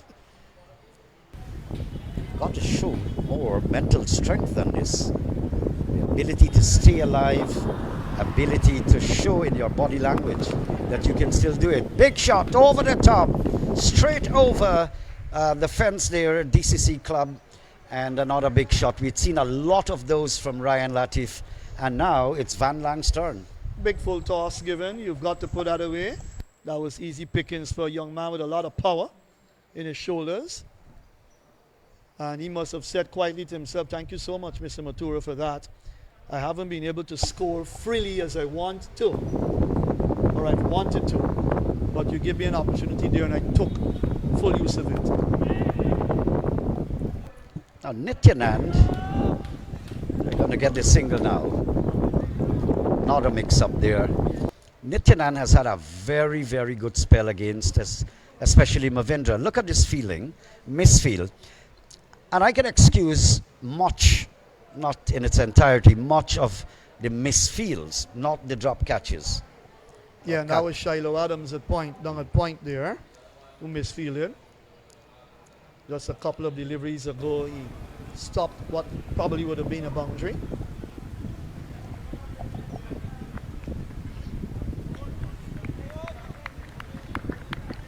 But the whole complexion of the game has changed now. 111 needed in 109 balls. Game on, yes, but 4 wickets down. And the lower order would not be as good as the top order, for sure. There's where the pressure comes. And that's why in a 50-over contest, you've got to measure your innings carefully. The truth is, Latif was going great guns, 95 from 86 balls, 6 fours and 9 sixes. He could have got that 100, of course. And that's all for us to talk about, that he could have got 100 and probably could have still been out there. That's the end of the over. When you look at that, the highlights so far, Adams 79, Lim 75, and Demerara and Dindyal 53 half centuries from the DCB Combine 11. In reply, 186 for 4, Latif 95, Demerara 57, Van Lang is on 15, he's still out there. Krishna Singh 2 for 25, Matura 2 for 26. The pick of the bowlers so far. But you need the lower order now to bat well. 32 overs completed. They've got 18 overs to bat. And they've got 111 runs to get. So they've got to bat and bat well.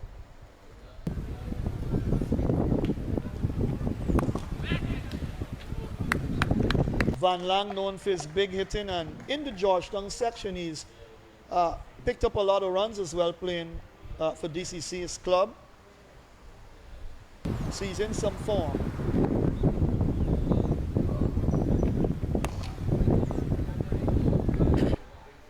It's very important, Matthew, that these two batsmen show intent to bat out all 50 overs. They must show that first of all. So the wickets are intact. It will ease the pressure. They're going to pick up a single here. And then just squeeze in these runs. Gradually learn to milk it, get the gaps, and learn to run. They're young people. They must be able to run between the wicket for long periods. And I think that could take them out of trouble. But this game can swing either way. I think I'd like to say that the combined team, they've got this slight edge. Ready out! Ready out! Ready out! What you want the spinners to do is to bowl the ball close to the batters. Don't give them room to go for the big shots. Cramp them for room and hope that they will make a mistake as well. You get the ball to turn, to drift in, to drift away. Whatever you get the ball to do, your fielders must be able to back you up. You've got them on the boundary edges. Cannot afford to drop catches now at all.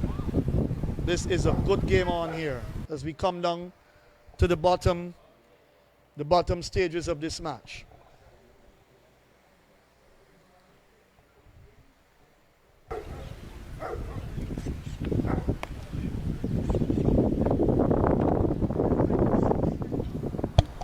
That's the end of 33 overs, 189 for 4.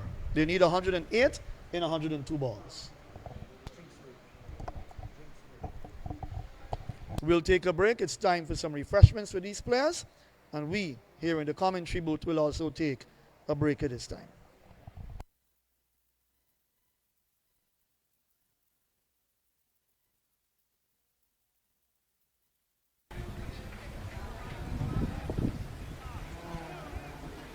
To 9 for 4 after 23 overs.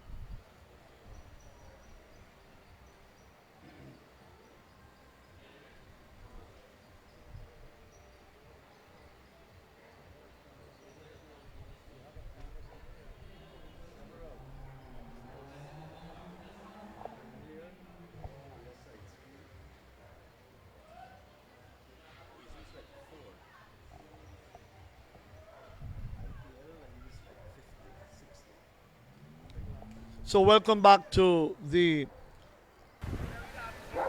DCC ground here in Georgetown. We're about to pick up after the drinks break. 189 for 4. The GCA side needing 297 for victory as Matura continues from the northern end of the ground.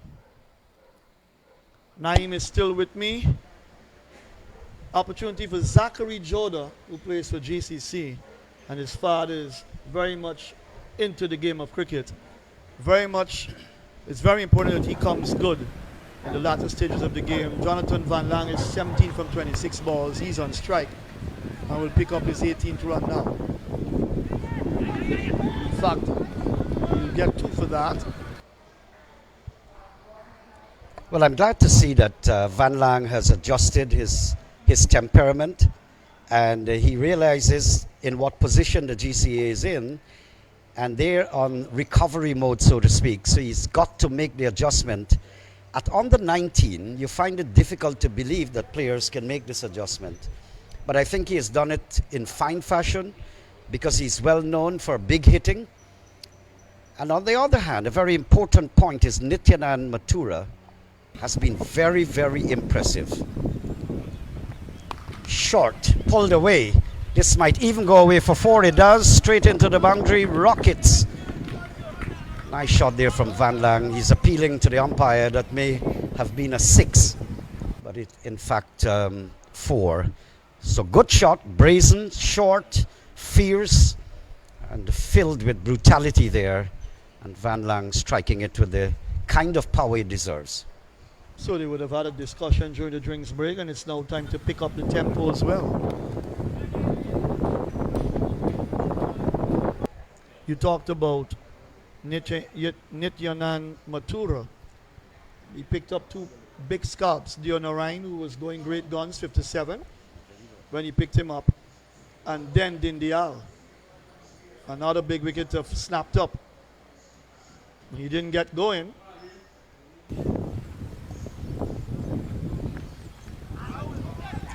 And Nityanan Mathura and Krishna Prasad, they're the 2 people who have really picked up the wickets. And the pitch is not offering well, but what did they do with a difference? They bowled as consistent as possible, line and leg.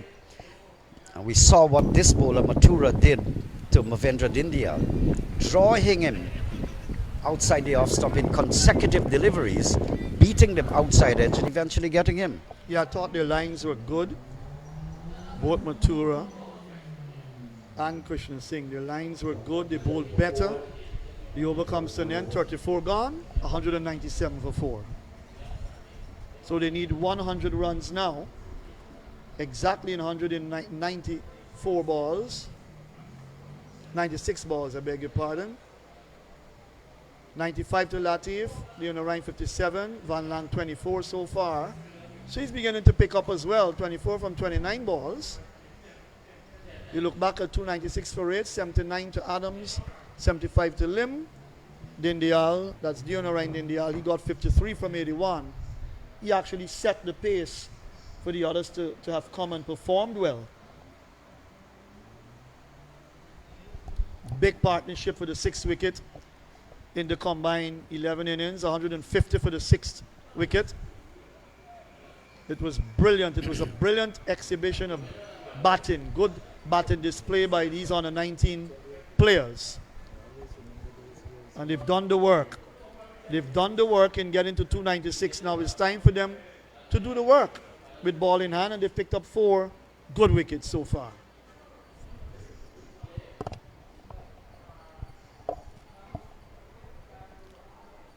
Just some news coming out of Grenada. The 51st edition of the Carifta Track and Field Championship being held at the Kirani James Athletic Stadium. That concludes on April 1. But good news for Guyana. All 5 of our sprinters today qualified for their finals. Guyana's Malachi Austin will complete later this evening in the 400-meter final. Won the heat with a personal best of 46.80. Here, driving outside the line of the off stump, not making any contact. The final is scheduled for 18 hours 40, and Austin will run out of lane number 6. We are all looking forward for that this evening, and best wishes to Austin.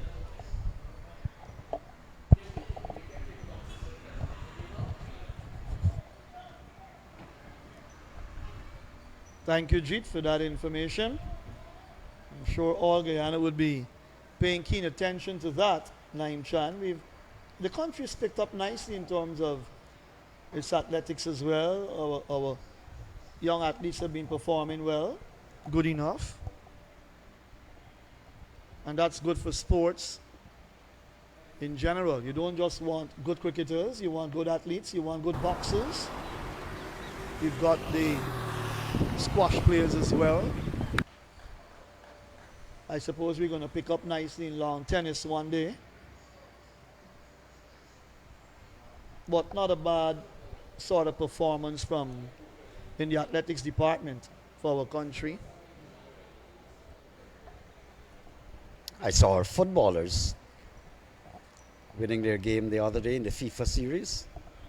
Absolutely correct.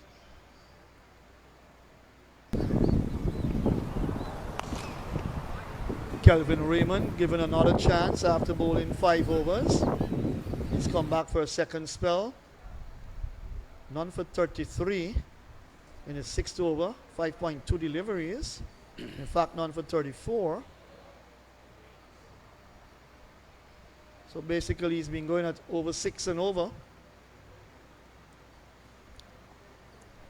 But generally, Matthew, I think this has been a wonderful game. There was a lot that excited me about the talent I'm seeing here.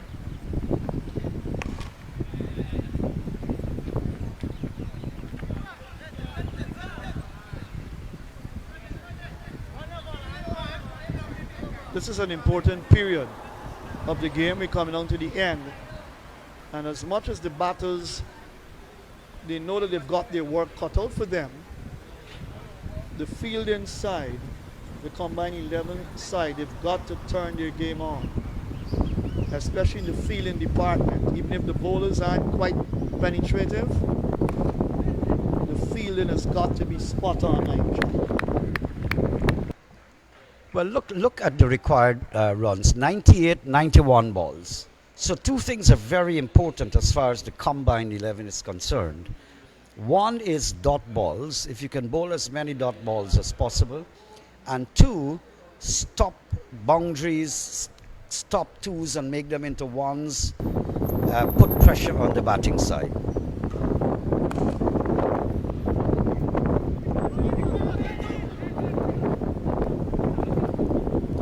As far as the batting side is concerned, that's the GCA. All they need to do is keep the scoreboard ticking and try not to lose a wicket. So the 200 coming up for the GCA at the end of the 35th over. Exactly 200 for 4. So they need 97 from 90 balls. More than gettable. It's all about what they have in the bank after Van Lang and Zachary Joda.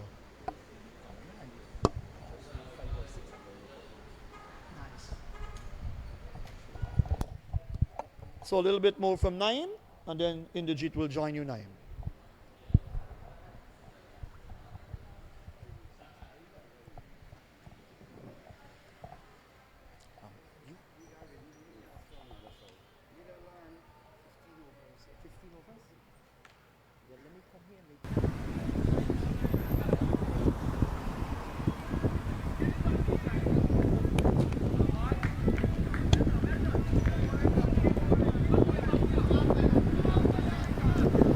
You look very fresh. You've had a pretty long rest. I suppose that is a benefit you get, you know, when you've been a seasoned campaigner in this thing.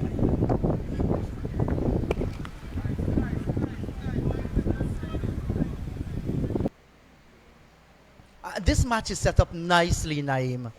You look at it, 4 wickets have gone. There are still 6 wickets standing.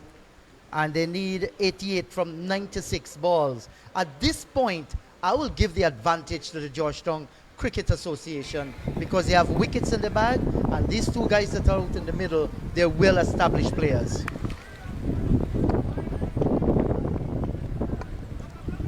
Can get to the boundary, but he'll pick up 2 runs.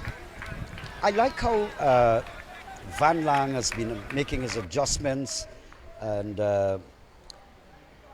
he's known more for prolific hitting, but he's been playing everything quite flat.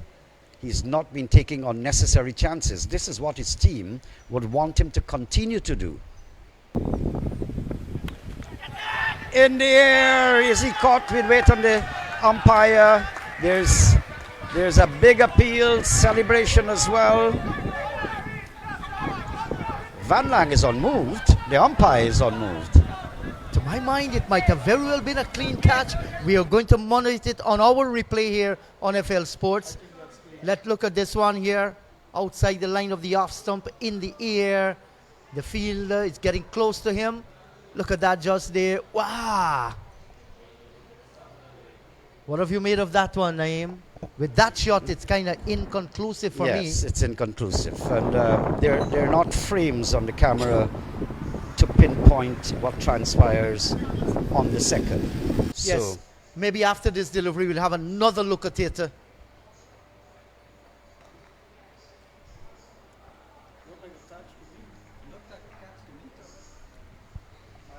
Well, we shall see. Now we're following that white ball. And just about now you see the fielder. The ball is dropping, dives forward. It's into the ground. That is what I am concluding from here on. So in the circumstances, good decision by the umpire. and of course the slightest lack of evidence, then the benefit goes to the batsman, I guess. But it definitely looks, Jeet, like it popped into the ground first. Yes, may have just gone into the ground. So Romeo Demerara, fantastic 57, good knockoff 64. Ryan Latif 95, was a pity he didn't get that 100. 9 sixes and 6 fours of 86 balls. Those are the standout. Van Lang, he's on 27 of 34, building a partnership with Zachary Joda, who's on 5. Just 7 extras, so the combined 11 has been very, very disciplined. Not too many wides. I can't recall one no ball being sent down so far in comparison to the 43 extras that was given away in the first innings.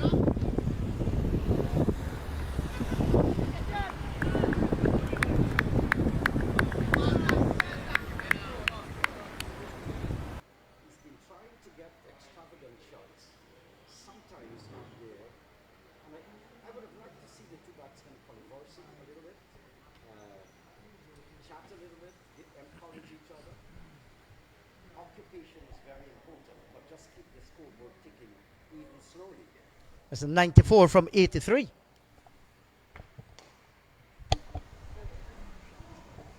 There's a drive that's going to run pretty close towards the boundary area. Can't get there. Good attacking fielding from this position. So the match is well poised for a thrilling finish here this afternoon. Hello everybody, wherever you are, taking the broadcast from DCC in Queenstown, Georgetown. This is kind of an exhibition match. GC has already won the Inter-Association 50 overs tournament organized by the Demerara Cricket Board.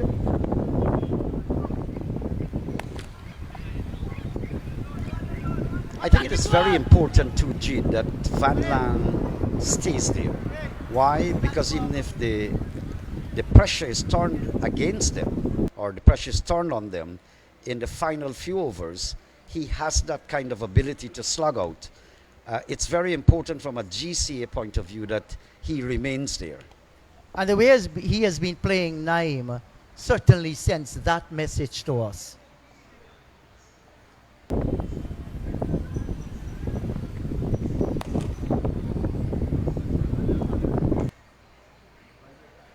And Zachary Joda can bat as well. He's a good all-rounder. Just that he's picking out the fielders. There is real estate between the backward point and the short cover. a position that he can easily explore. He need not force the bowling, play a little bit later, and he can pick that gap for a single.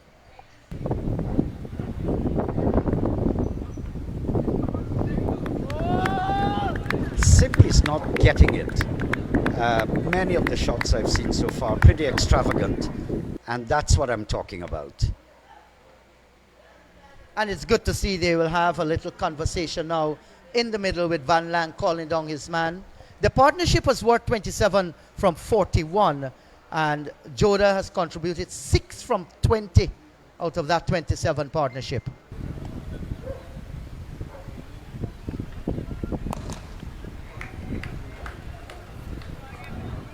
Now he's going to get the single down towards wide, long off. 37 gone. It's 205 for the loss of 4.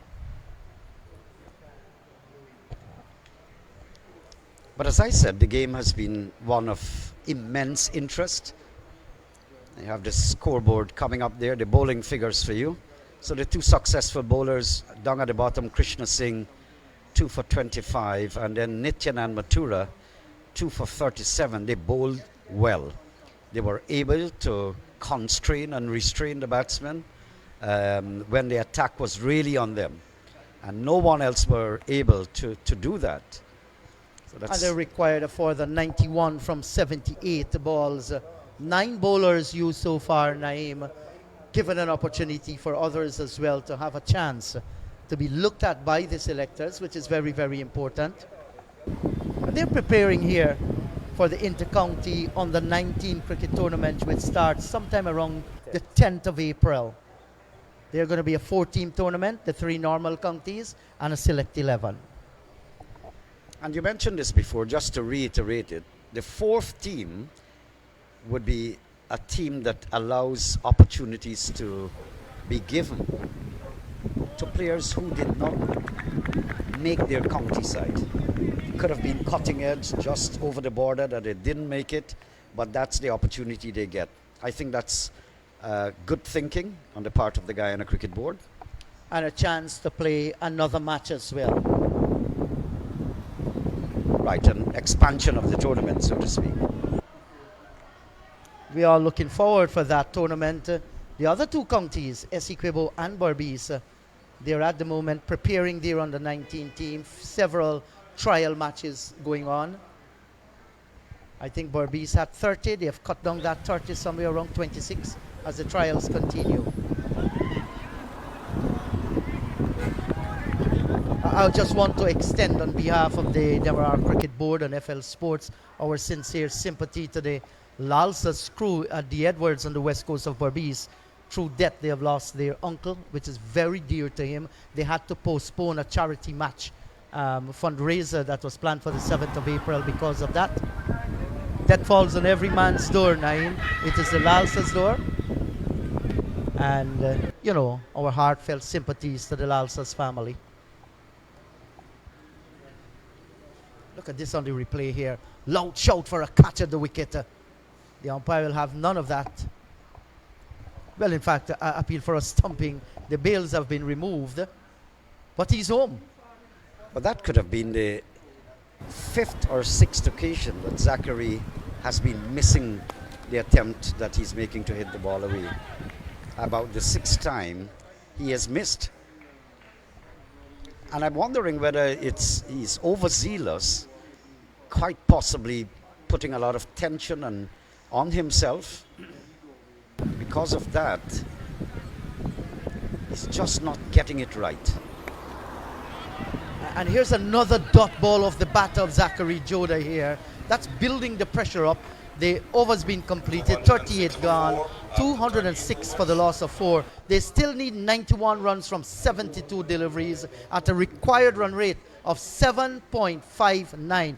And here is where problems normally step in. As the required run rate jump, getting closer to 8, then it goes past the 8. The thinking then is that I should go after the bowling. But they still have 6 wickets in hand. That is their ace. Well, I think Matthew and I were on air when I mentioned there are 2 things that the bowling side has got to keep in mind, and that's dot balls. The more you can bowl dot balls, the better. and Nityanan is doing a good job. Krishna, I think, will come back and add to that. And also to save boundaries and convert twos into ones. That's what the fielding side should be doing if they can get the wickets out. Yes, sir. And that's all a part of the game plan. Over number 39 begins. There are 11 overs remaining after this one. Jonathan Van Lang is in strike at some point of time. He might very well change his approach. Now he has been scoring the singles. He's 29 off 36, very good in the circumstances. But Zachary has kept his wicket. Just reminds me of Ryan Latif when he started. Many dot balls at the beginning, but boy, then he opened up like a sunflower. Sparkling innings from him, close to the 100, but just so far away.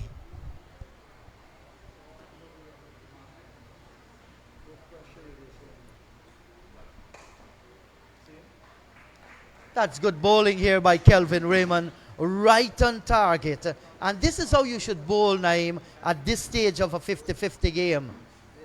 You bowl as straight as possible there, and he's lining it up with the middle and the off stump, giving the batter the opportunity of just moving away from the crease a little, trying to get some room. And if you miss, I hit. That has been the pattern used by many outstanding bowlers over the years.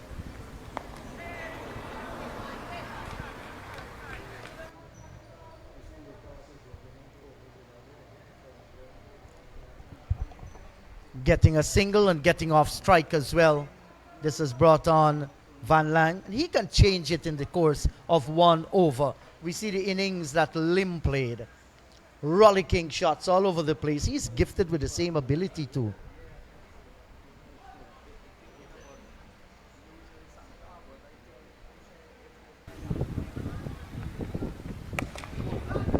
That's one good example, Jeet. Yes, you can't be bowling a full toss like that at this juncture of the game. Kelvin Raymond just over pitching there, and Van Lang give it the treatment it deserved. It was a bad ball. A little shimmy down the track, picked it on the full toss. Great risk into that shot. Simple.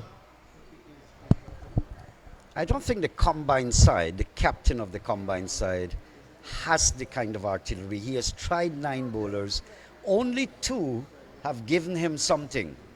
2, that's Krishna and Mathura. And look at the sense that we've been talking about. Smacked one for 6. A good delivery, stroke down towards mid-on, get off strike, and of those 2 deliveries, 7 runs. Of the over so far, 3 singles, a dot ball, and a maximum, with still 1 delivery to go.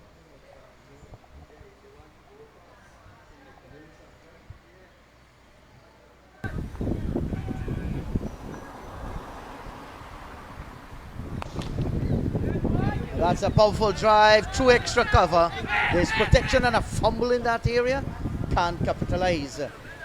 Just the single.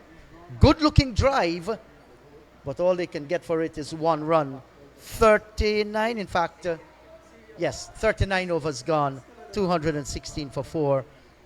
Required 81 from 66, Naeem. But I see the 2 batsmen are having regular conversations. That's very important. And I'm hoping that part of that conversation is for Zachary should be informed that he needs to support Van Lang. Give him more of the batting and stay there for as long as possible. A partnership so far, 38 from 54 between these two. Joda contributing 9, Van Lang contributing 29. But the main thing that both of them are still there, and that is of vital importance. That's why I say I like how this game has been going. It could just swing around again, the fall of a wicket or 2, and the pendulum and the equation changes. And on the other side of the coin, if these 2 stay a little longer and just keep that score, bringing it down all the while, then the complexion again changes. So we're in a tense period. Nichin and Mathura continues, and we will get a single here. So they're just beginning to rotate the striker a little bit more as Zachary Joda grows into confidence. And normally those that will win close encounters are the ones that will keep their nerves. When butterflies begin to fly around in the stomach, the body becomes weak. And there is where you tend to lose it. That man is not weak, Van Lang. He's playing a good knock here. 35 balls for his 36 runs. 38 balls rather. Strong guy.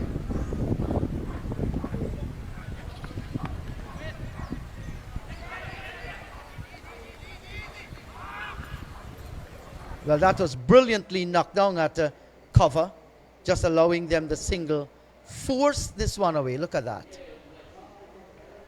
Couldn't pick the gap. Brilliant work in the field this time. Van Lang has this tendency of hitting every ball with a lot of power. There's several occasions, he's a very strong young man, but there's several occasions where you can hit it with a softer hand, put it easily or easier in the gap, like there were on occasions long on that he struck it so hard, could have even hit it with a softer hand and attempted to have a second run. But he's naturally strong, that's his style. Simply can't hit it easy.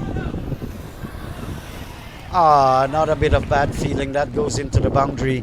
Ricocheted off the hands of the man down at long off and into the boundary for 4. Well, that's the area that needs a lot of restructuring here. These guys have to get back to their practice session. So many drop catches we've seen. We've seen balls peeling through the hands, going to the boundary for 4. You want to ensure, that you're a top quality fielder. How do you do that? Practice the right things. What you do on your own is of vital importance. And it's good too that Zachary has picked up a boundary and now he has gone for 1 simply because it would give him some confidence. As I said before, he must have missed about 6 of his shots. So it gives him some confidence. Yes, I agree with you, a lot of confidence. And sometimes you just need that one bit of opportunity and the entire pendulum could swing your way.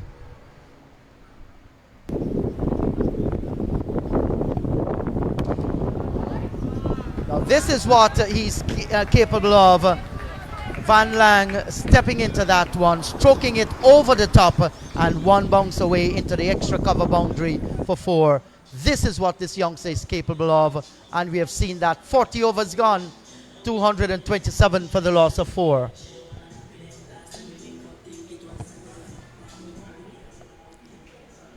And that is what has made Van Lang's innings one that adds some respectability as you look on the scorecard out there for you. Shiloh Adams, fantastic knock. Anthony Lim, 75. Demerara Dindial, 53. Well-made runs. And then, of course, Ryan Latif came in and got his score, 90s, 95. But it's good to see that Van Lang can control his, I don't want to say temper, his temperament, so to speak, and tailor it to suit the circumstances. I think this is admirable. You're right, so far a good success story for the two of them. And in our commentary box space, we have seen quite a few members of the Guyana Floodlight Softball Cricket Association, the sponsor of this tournament. These guys have come together. Mr. Ramchan from Ramchan Auto Spares is with us here this afternoon. Good seeing him. Still looking like a youngster, fit as a fiddle. You know how to get sponsorship, Jeet. I told you about direct marketing. I've never heard you compliment Matthew or myself. You choose your targets carefully. Brand recognition, they say, Naeem. So, Nicholas Shiv Prasad, he will have his force bowl here.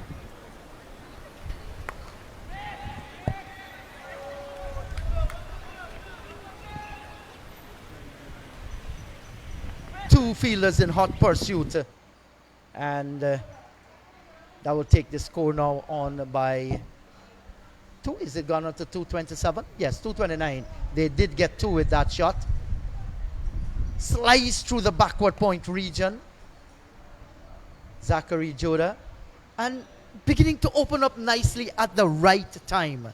They still need 68 from 59 balls. You don't want that equation to go too wrong, the balls and the runs required. You just got to ease it in gaps and keep the scoreboard ticking. Zachary has been sparing no effort to attempt big extravagant shots. He's not been able to put it away. Yeah, in his face, 36 deliveries for his 17 runs. But if he pick up another 10, let's say in another 3-4 ball, you will say, well, this is a fine knock being played by him so far. It is. He's not giving away his hand, playing wise cricket.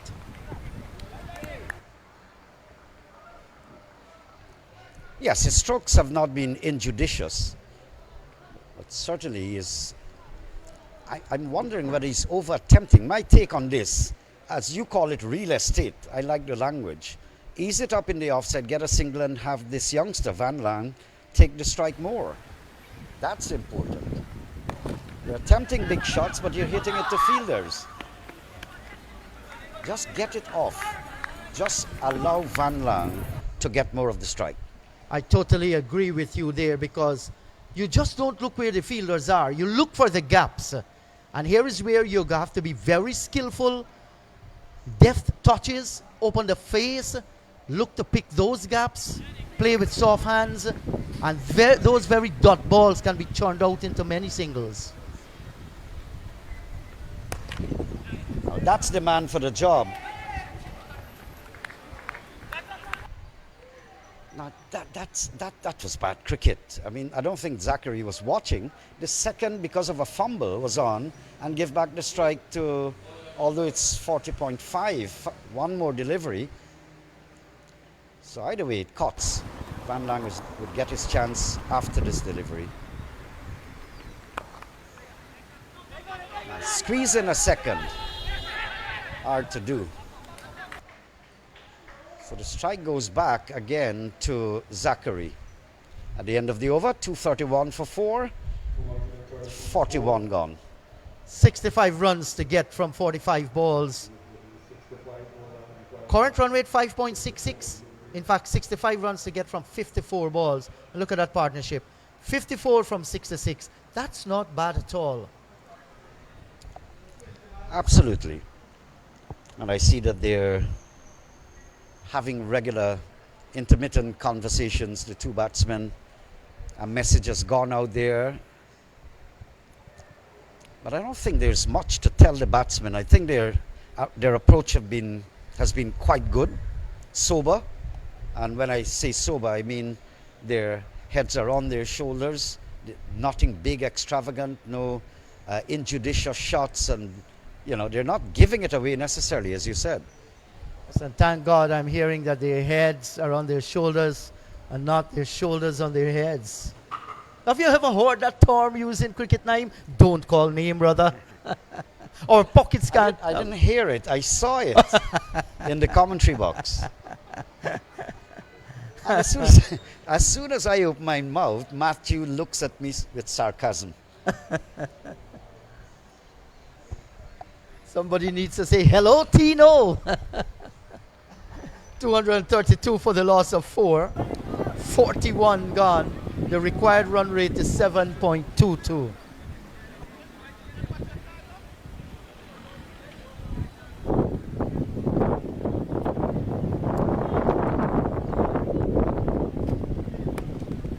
Undriven this time will bring long on away from the boundary region, and Zachary gets a run off the first delivery of the over, brings Van Lang back into strike.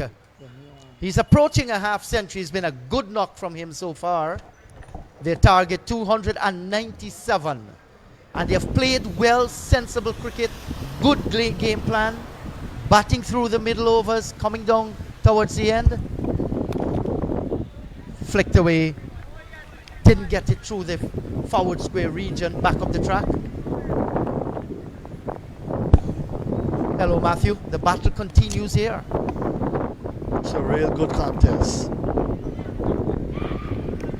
Good competitive cricket.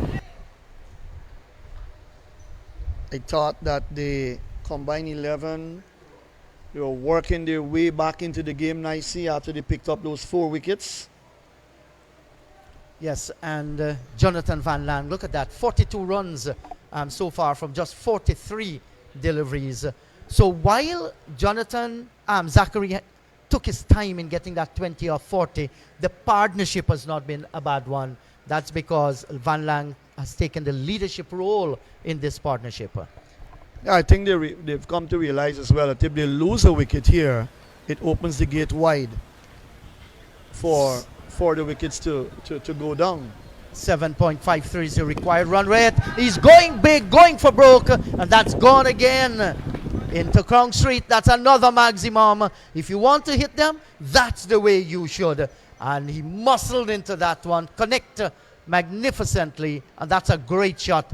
Just look at this. A little shimmy, picked it up, and blasted it out of the place. Crown Street crowned with many balls that they've probably never found.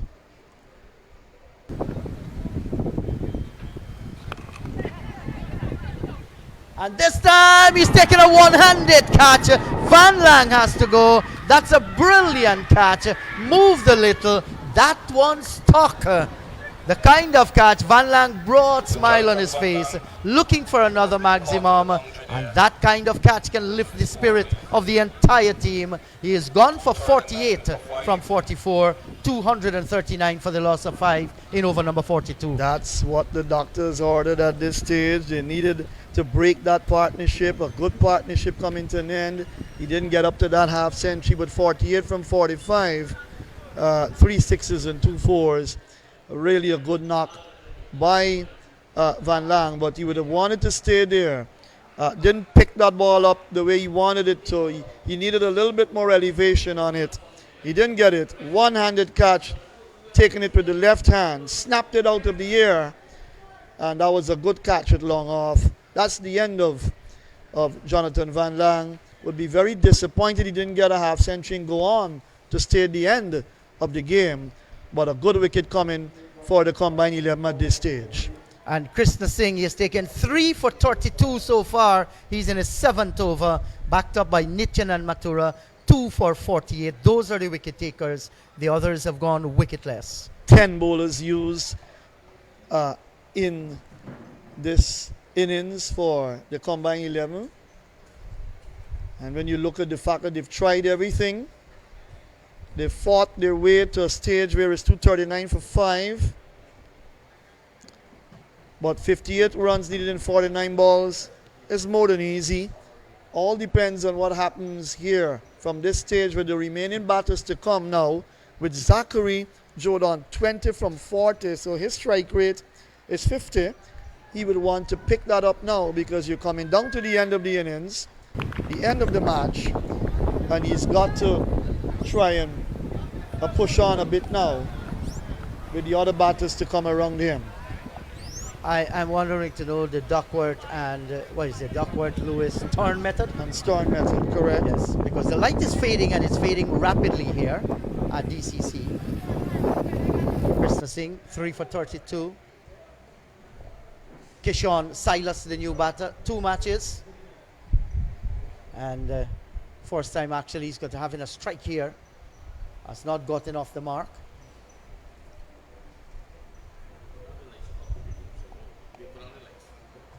Official. And this is what technology does under great management. He's going to bisect the third man out towards the boundary, sliding effort. That's good work. The return will come in. Seems at one stage 4 written all over it. And in the end, great feeling. And I think the lights here will be on in a while, so no problem with lights. And I know GPL is not going to give us a current failure.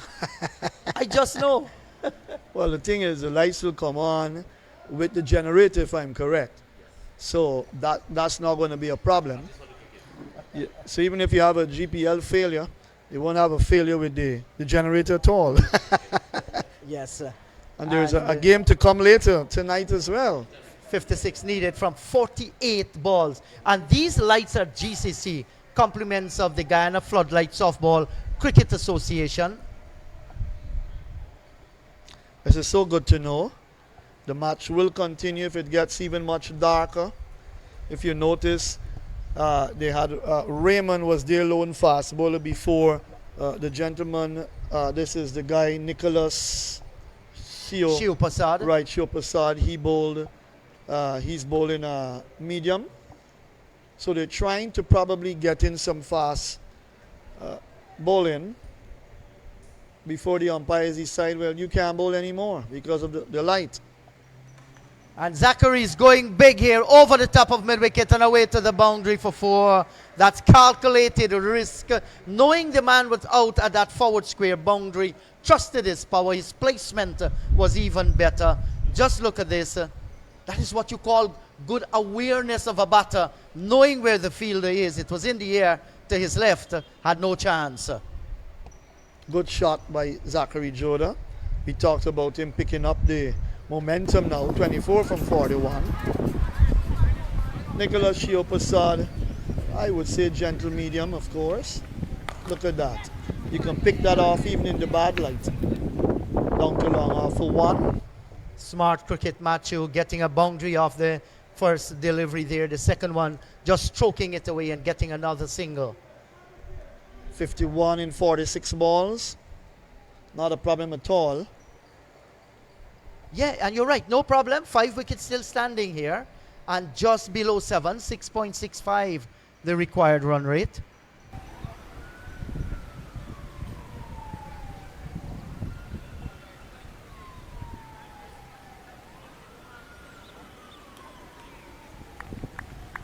Umpire Digyar ensuring that all is well.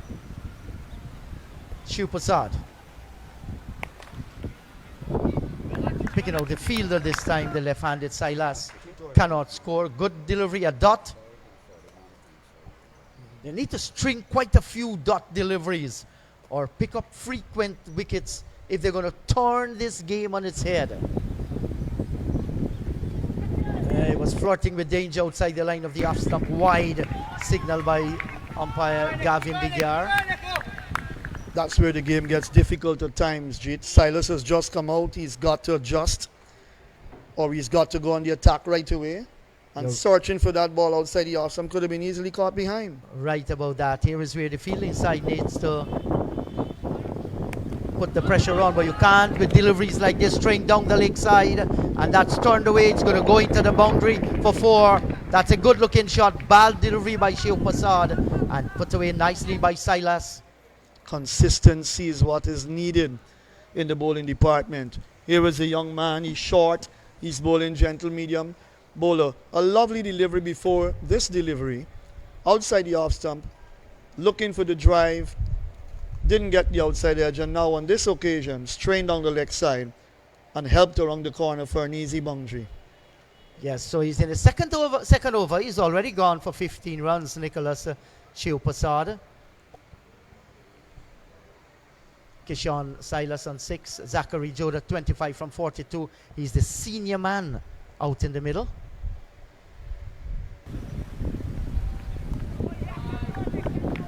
Got it right this time. Outside the off stump. Silas looks a little bit awkward or a little bit tentative with the balls coming to him outside the off stump. Looks more of a leg side player. If you bowl that ball on his middle stump and leg stump, I gather he'll put you away. Look at that. Peeled off the edge. Looking for a big shot through the offside. In the air and picked up the single. That completes the over. 43 gone. 252 for 5.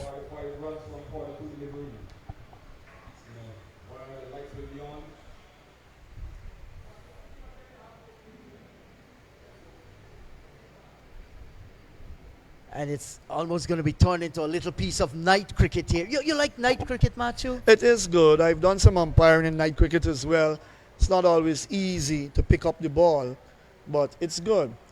It tests everything for you. It tests your eyesight well. But night cricket is the thing now, and especially in T20 cricket. The World Cup will be played during the day in the Caribbean, I think around 10:30. Thereabouts, so that'll be hot in the day, And most people tend to like T20 cricket in the afternoons when it's cool down, you know. Time to lime as well. That's you come right. off work, you have a nice little shower, and then you head out. Don't worry, later in the year we're going to have the biggest party in sport That's again. right. CPL coming to Guyana. For the third consecutive year, we'll be hosting the finals. And the Warriors have got to defend that title that they've won for the first time. Of course, they will have to do that. A lot of cricket coming up. But right now the focus will be, of course, on the World Cup. Then the West Indies go to England in summer, July, for that series. So what's the requirement now? 45 runs from 42 balls, 5 wickets standing. More and more it's getting, you know, a huge advantage to the Georgetown Cricket Association to take this game. But if they can pick up 2-3 wickets, this is going to have the cats among the pigeons, definitely. Zachary is there on 25 from 42. Kishon Silas just coming to the wicket, 7 from 5. Shio Prasad, these 2 overs costing him 16 runs. His last over, how many came off that one? 11 runs came off that one. The first was pretty decent. So I guess they are just waiting a little out in the middle to ensure that the lights take focus. And in a while they will continue. It's been a good game so far. We've seen the powers of Anton Lim smashing the ball all over the place. We've seen how brilliant he played. We've seen a sparkling innings by Latif. We've seen Romeo Demerara chipping away at a stroke-filled half-century. So we've seen some good performances. We saw the younger Latif picking up 4 wickets as well. And G-Time having a look at the batting to come down the order. Should a wicket fall here, you're looking at John Prasad, Wavell Allen, Danish Prasad, Riyad Latif, and Dave Mahabir. So I'm not sure. Should a wicket fall here now at this stage, could prove to be a bit difficult based on the batting to come. If they can pick up Zachary Joda, who's on 25 from 42, if they can get him out now, I think they would feel that they're obviously in with a better chance of either maybe not necessarily bowling out the remaining batters, but restricting them in terms of the runs. Welcome back, Naeem. Yeah, I think your analysis is quite on target. And it's not funny, but just a few moments ago, Zachary was the junior guy who couldn't get the ball away. And suddenly, with the exit of Van Lang, Zachary is the chief bottle washer. He has assumed the senior position and looking to be supported by the other batters. We saw that at the top of the innings as well when Latif didn't start. He didn't get the start that he wanted initially, but he was measuring himself well in terms of looking to play a good innings. And it was Demerara who was going guns a-blazing. Helter skelter. And then all of a sudden, Latif began to score, and then he outscored Demerara. And that's the beauty of the game. That's the beauty of the game. That's what you like. So there's where we are. 45 runs needed from 42 deliveries. The good thing is that the batting side has got 5 wickets standing, and that adds flavor to the equation. So we're still awaiting the lights to get on. I heard Mr. Anil Bihari a short while ago instructing for the lights to be put on, and that will take, I guess, a few minutes to get heated up. But in the meantime, the match summary for you. The combined 11 made 296, was quite a good knock in their 50 overs. The highlights: Shiloh Adams 79, Lim 75, and Demerara Dindial 53. The bulk of the wickets taken there by Riyad Latif, 4 for 53, John Prasad 1 for 23, and Jonathan Van Lang 1 for 48. So in response, as we talk to you, 252 for the loss of 5. Ryan Latif, good knock of 95. Romeo Demerara, a splendid innings also. He made 57 and then a 48 by Van Lang not so long ago, bringing it up to 252. So while we wait on the lights, we can take a little break, have a little refreshment, and then we come back to take you through to the end.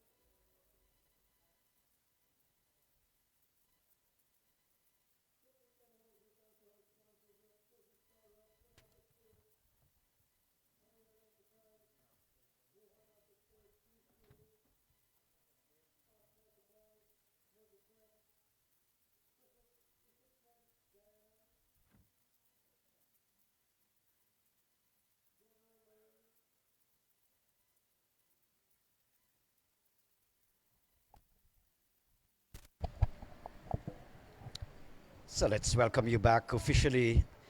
Just a short little extra time delay to get the lights on. They're all shining and glittering in the distance. And so we're ready to resume. You have the scores on the scoreboard. And 252. They need 45 runs in 42 balls, 5 wickets standing. But the major frontline batsmen are all back in the pavilion, except for Zachary, who is still there on 25 or 42, joined by Kishan Silos, he's on 7 or 5. So Krishna Singh has been brought back into the attack. He's got 3 overs remaining. I'm not sure. Matuda has got a few overs also, right, Matthew? So interesting reading, because Lim apparently is off the field. We haven't seen him after 1 over he bowled. Must have developed some kind of injury. So Demerara Dindial is going to bowl from the top end. He's just had 4 overs.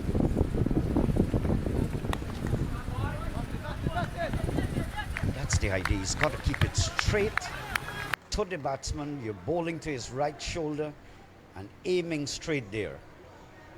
That's in the block hole, and just get them to play. Tighten every fielding. That's what's required from the fielding side.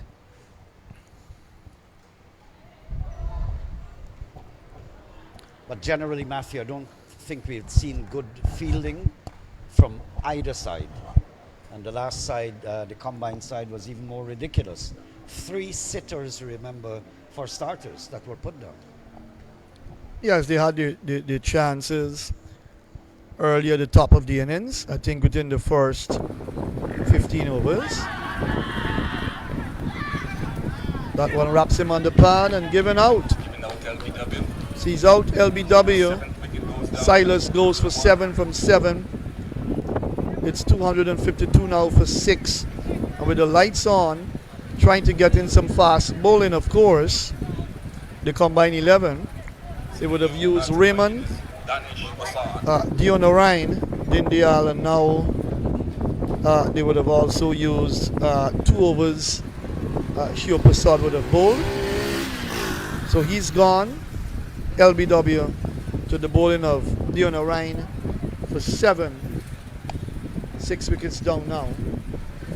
So again, you look at the complexion of the game. Zachary Jordan needs to get on strike. If he can get on strike, certainly some runs will come. But quite a bit of pressure on now as Danish Prasad makes his way out into the middle 9 chan. That's the other aspect of the equation that I was talking about. What the fielding side needs to do. And of course, getting wickets is of top priority. The more wickets you get, the more pressure you put the batting side under.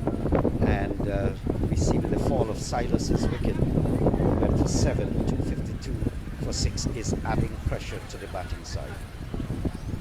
As you mentioned quite correctly, the batsman, the new batsman Danish, needs to give the strike to Zachary as much as possible and play the supporting role.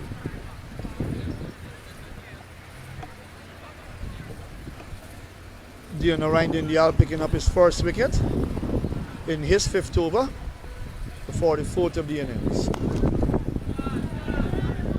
Good shot to start off with.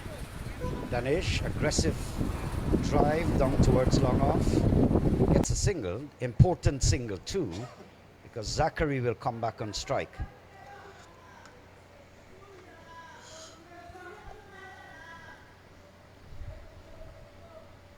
.44 runs needed in 38 balls. Make that 43. Needed in 37 balls. Zachary gets another run. Good over so far. 2 dot balls, then a wicket, then 2 singles. He has done the job, coming back for a ball. That's the end of the over. 44 gone, 254 for 6.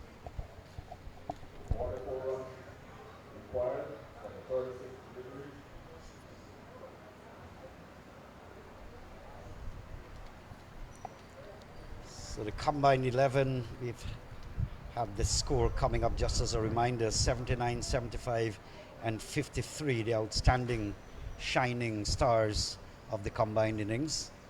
Riyad Latif, of course, the star bowler, 4 for 53, and John Passad and Jonathan Van Lang, 1 each. Then the GCA took to to the crease, 95, star Ryan Latif, and then Romeo Demerara, 57, the other good knock, and of course 48 from Van Lang.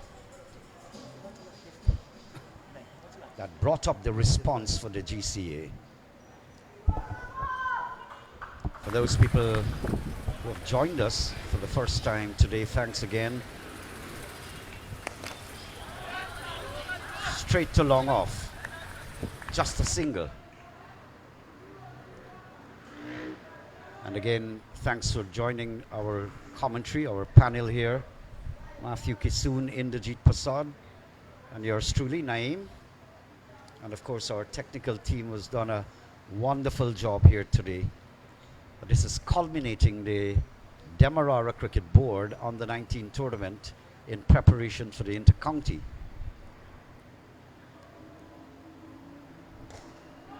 Good shot. This might even go. No, it doesn't. Just cut off. And close there towards the boundary. Danish looks pretty aggressive. He's just come to the wicket.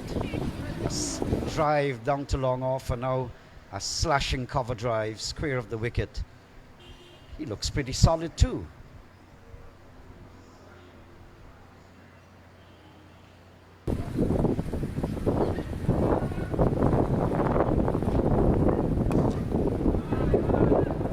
Here's where they got to work towards the second. Coming back again, just the slightest fumble, and you challenge the second to get Zachary back on strike. It's very important for the GCA.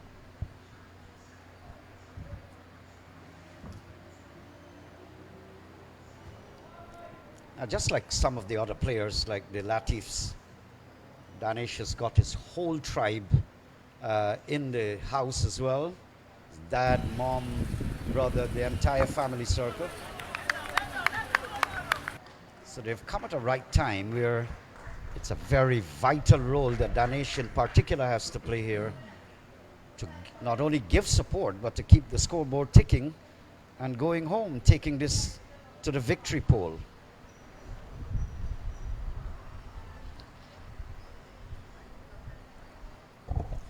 The game got started a bit late today.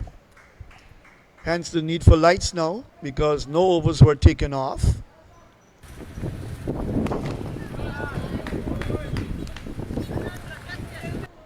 Drive again down to long off for 1. Zachary gets his, 30th run now. 30 from 47. Danish Prasad comes back into strike. Looks as if he wants to get on with the game, of course. And why not? You're down to the wire.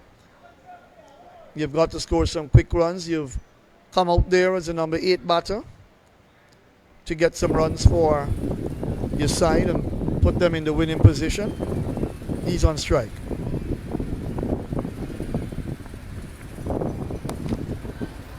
Good shot. Long off will come around and cut it off. They're going back for 2. That's good running also. Very calculating. Pitched up there, and Danish into the drive. He looks pretty aggressive and solid as well. 37 more runs required for 40 deliveries. 45 gone, 261. Looking for 200. Now that's the details coming up. 36 off 30 balls. A boundary might be very important somewhere along the line just to equal off the equation, and that's from a perspective of the GCA, of course, just to bring the equation level, and then you work towards the runner ball. Of course, on the other hand, the combined 11 will be looking for another wicket, looking to stop the boundaries, looking to close the gaps and save the singles. Yeah, you're correct, Naim. They need a boundary at least in every over for the next 5 overs, but they'll need some more runs along the way, of course.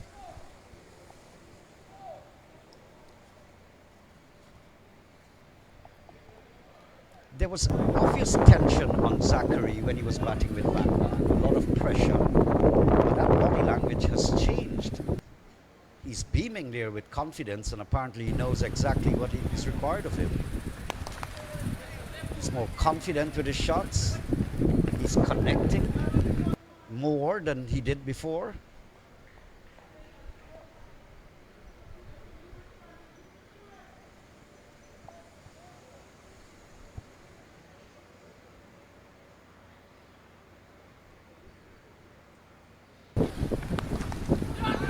Big one.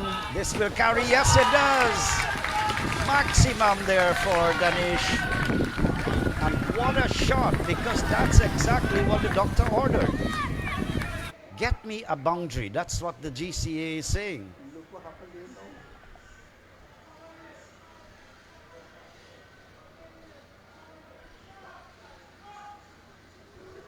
now. It just actually eluded the hands of both fielders converging. But he actually looked like if he was going to take some evasive action, thinking the ball was probably going to hit him in his head or so. And it cannoned into the black side screen for 6. Not a big shot. Gone for 4 through the offside. So 6 and a 4. So they know they've got to finish this quickly. They don't want to bat on the lights for too long. That's 10 in 2 deliveries. Now look at the equation. It has come down now 25 runs in 27 balls. Thanks to Danish. Another one. Would it carry towards the boundary? It doesn't. Long off cuts it down. Yeah, he looks the part, Danish Prasad. He looks the part. 25 from 26. Looks the kind of guy that's up for any challenge. And the way he's batted so far, 15 from 7, says it all about his job coming up there. Oh, what a mix-up here. And very, very unfortunate. Very unfortunate. But young Danish, who has looked so well, 15 off 7 deliveries, would simply have to come back. What a mix-up. Let's have another look at this. Whose fault it is? We've lost sight of the striker. I think they both tried in the end to cover their ground, but it was a big, big mix-up. Very unfortunate, but good knock from Danish. 15 off 7. He's really taking the GCA and bringing them back into contention. Just the loss of the wicket is a big hurt. Is there another side to this game now, Naeem, when you look at the fact that they can get the runs, of course, not a problem, but losing that wicket at that point in time, you look at what's left in the bank to come, well, they've got to play smart cricket too, to ensure that Zachary Joda doesn't get much of the strike and put pressure on the new batter, hoping to prize him out and then make forward inroads. 7 wickets down. That was a bad mix-up there. I think initially when Joda played the shot, he went down the track in an attempt to go for the run. So the other batter, of course, Danish Prasad, responded. And of course the tension out there too.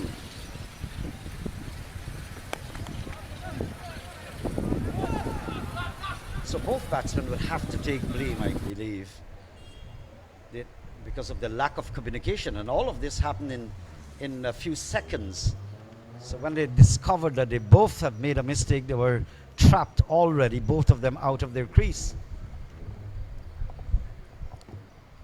Good knock from young Danish. 25 from 24 deliveries.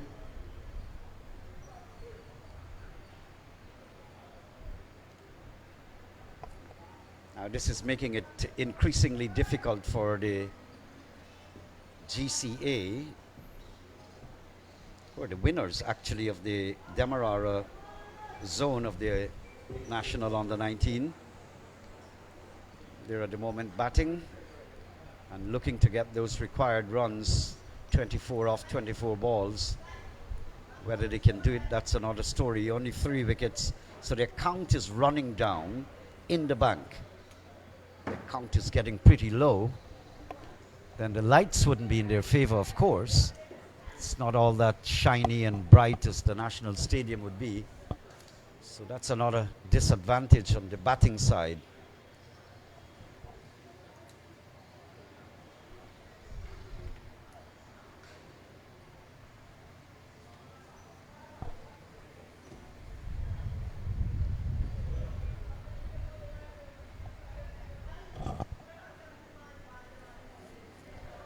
In the circumstances, Matthew, I'm wondering, could the batting captain appeal to the umpire not to have the quickies bowl if the light, in their opinion, is insufficiently or not sufficiently good? I don't think that's allowed now in the game, but in cricket, the umpires make the changes here. The umpires are the sole decision makers when it comes to light. So I guess Anything to do with light. I guess they have their lighting meter.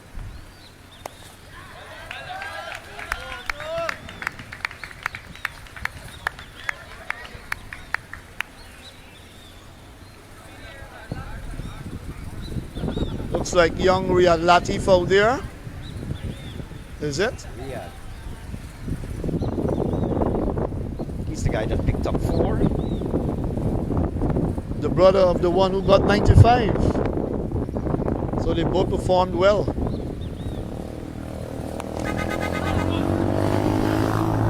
Good, strong attacking shot there from Zachary, but knocked down by the bowler, Kelvin Raymond.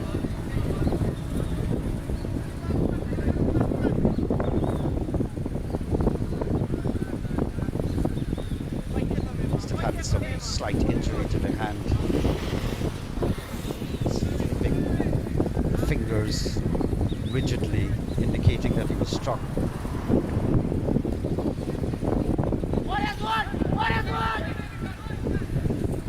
More or less a touch and go situation. Now every ball they've got to try and get runs off.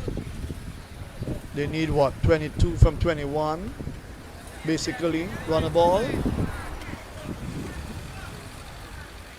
And if you don't score off of some of the balls, you've got to score some boundaries or pick up some twos. That makes the contest very interesting. Very, very interesting. The game is full of life.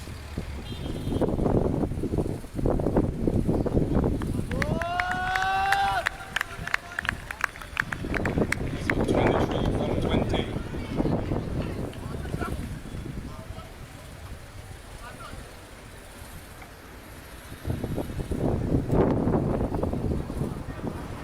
Two deliveries left to complete over number 47.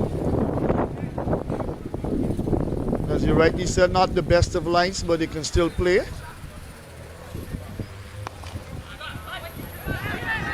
They take the single, return comes in. He's a goner. That's the end of Zachary Joda. They went for the single ball, played into the cover region. Good sharp return back to the keeper. And Zachary Joda has to go via the run out route. 32 from 52 balls. The whole complexion of the game has suddenly changed now in terms of a victory for the GCA side. It's going to be even more difficult now because the batsman who was set, he is gone. 275 for 8. Still 22 needed. And that'll be from 19 balls now. So the events keep rolling in all the while. These are all dimensions that we have been looking at. 23 runs What the batting required side from 9. needs to do, but that's what they need to do. The other side, competing in this game, they have things to do. And the intention of the fielding side is to pick up wickets. They have done that. 8 wickets have gone down. And a lot of pressure on the batting side, the GCA.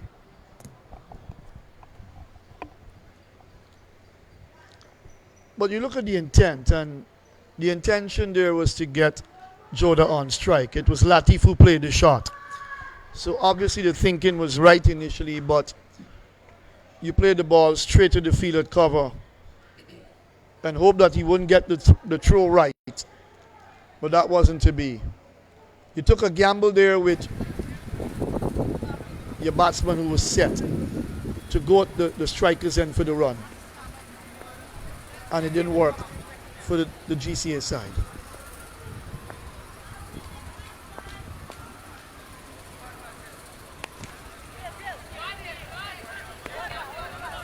The left-hander driving through the offside, his first delivery.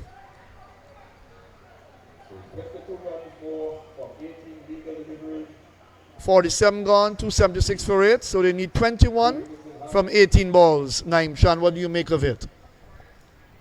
Well, it can go either way. I mean, because the important batsmen are all back in the pavilion, you seem to think that the fielding side has got the edge here.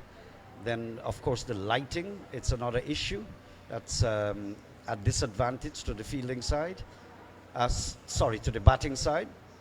And so it can go either way. And I'd like to think that the fielding side have got some advantage here. But there's some important aspects, Matthew, that we must remember in this game. And one of the pluses, the real positives that we'd seen, is that both sides have stretched the game to 50 overs each. They have managed, and that is what I'm happy about. We see what's happening even with the West Indies team, where we almost can't bat 20 overs out. So it's good to see that the youngsters could have stretched it all the way coming down to the end. That's one positive. The other is that we had seen some good batting. The only negative I've seen so far could be the fielding. It was not up to standard. I know that the sward of the DCC ground is not extremely smooth. So the ground mistakes that they made you can excuse, but not the simple catches that went down. You're spot on, Naeem, with those thoughts. I thought that Dindial would have disappointed, but he got a good delivery. I think he got 12, but they would have needed him to get some more. And the GCA side probably would not have been in this position now, but that's cricket. Dave Mahabir, the left-hander. Lovely fielding at short mid-wicket, short straight mid-wicket. Dive into his right. And stopping that with the right hand. And the energy level is up on the fielding side. And they have every reason to do that.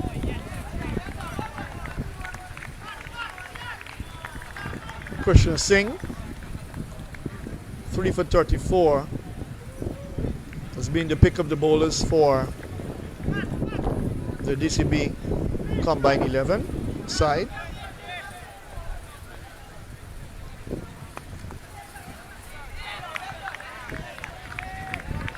Two dot balls so far. He's got 2 remaining to complete over his 8th over and the 48th over of the innings. Big appeal Got for his man. stomping there. Stumped. Could be out. Yes, he is. Ah, Lordy. That's what we're talking about. When you look at that replay just now, you'll see that he came forward, looking for the drive, searching and looking for the drive, and out of his ground. Quick, sharp work by the wicketkeeper. So that's the 9th wicket going. It's all happening here at DCC. 21 needed from 13 balls and just 1 wicket left.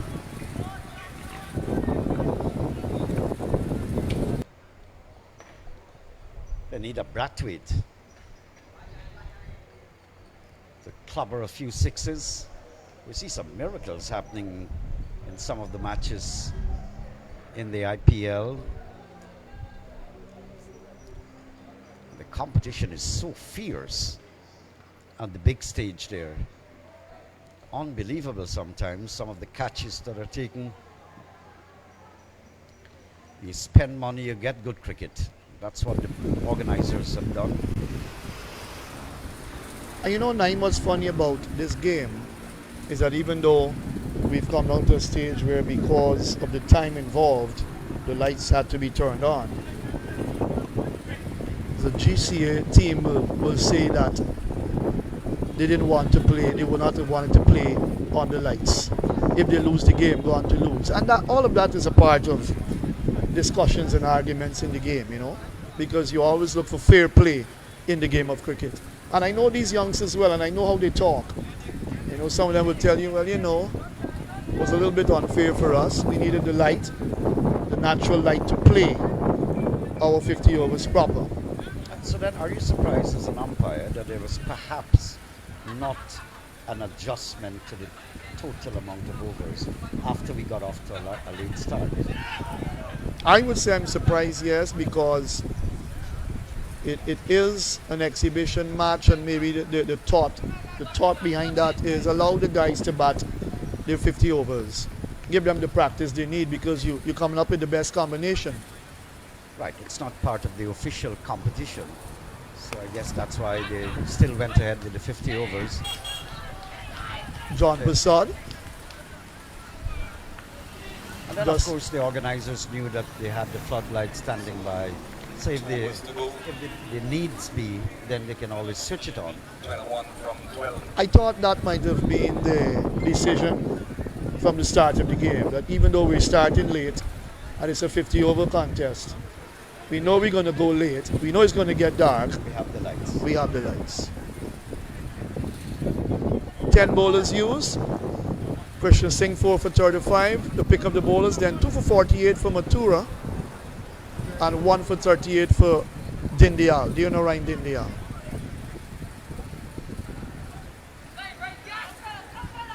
Eight extras in the innings, so the bowling has been disciplined in terms of extras.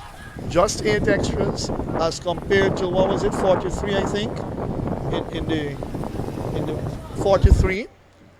And another good thing, I don't think I've seen a no ball bowled in this bowling innings, and that's a sparkle.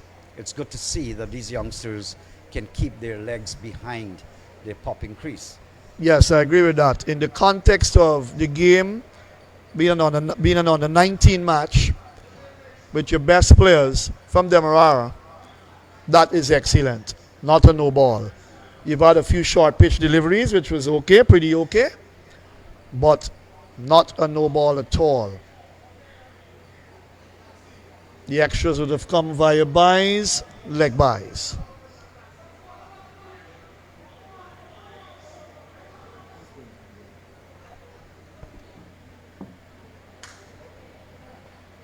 One over left. The team have gathered around. The two umpires are having a chat with them. Is that the end of the game?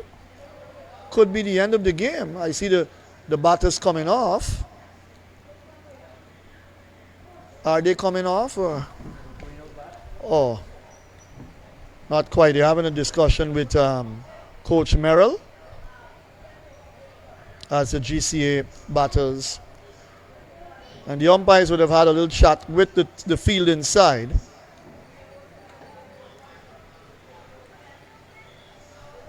I see the umpires are involved, so, and then it's not a part of the official competition.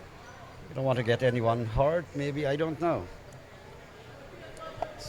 So whether they're just discussing, can we call it the end here? But I notice Gas is checking the light, if I'm correct. Is he checking the light, or he's reading from his little pocket book? Looks like a piece of paper. I don't Right. know. Probably checking the overs and the fast bowlers, their allotment and so on. So you never could tell what's going on out there. I see the coach. Is it the coach for the combined 11? He's out there as well, having a little chat with the two umpires as well. But the batters are still out there, which gives you hope that the game could still go forward. But it's the fielders, they're having their discussion and contentions and debates with the umpires. But as we look at our screen, 20 needed from 12 balls. Latif is 1, John Prasad 1, and Krishna Singh, who would have bowled 8 overs, 4 for 35. I'm wondering if they're checking the bowlers and how many overs they would have bowled, trying to ensure that they've got it right. But because it's an exhibition match, I don't see the big deal. The fielders should just go back out there, bowl a few deliveries left, and there's no tear-away fast bowler involved here, so it's not a scary situation.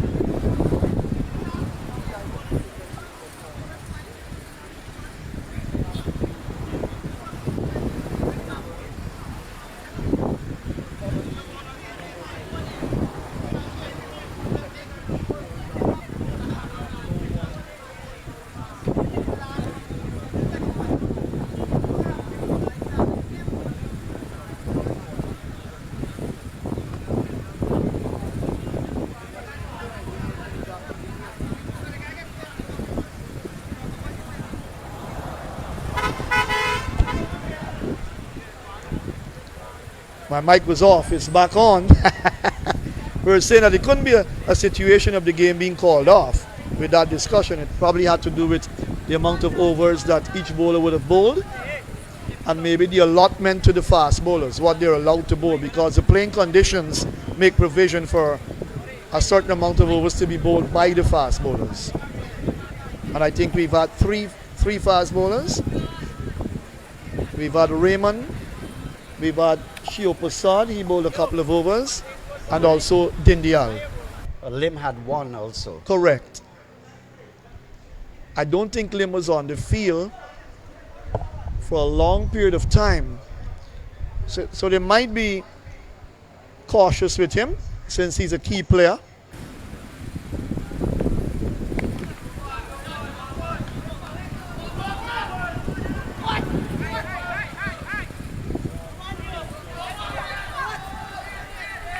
No ball, the first no ball actually I'm seeing, so it's a free hit. And this is actually the first free hit in the match because of a no ball above the waist. And it's a free hit.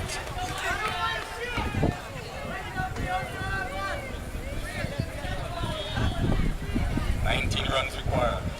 So it's Dindial bowling.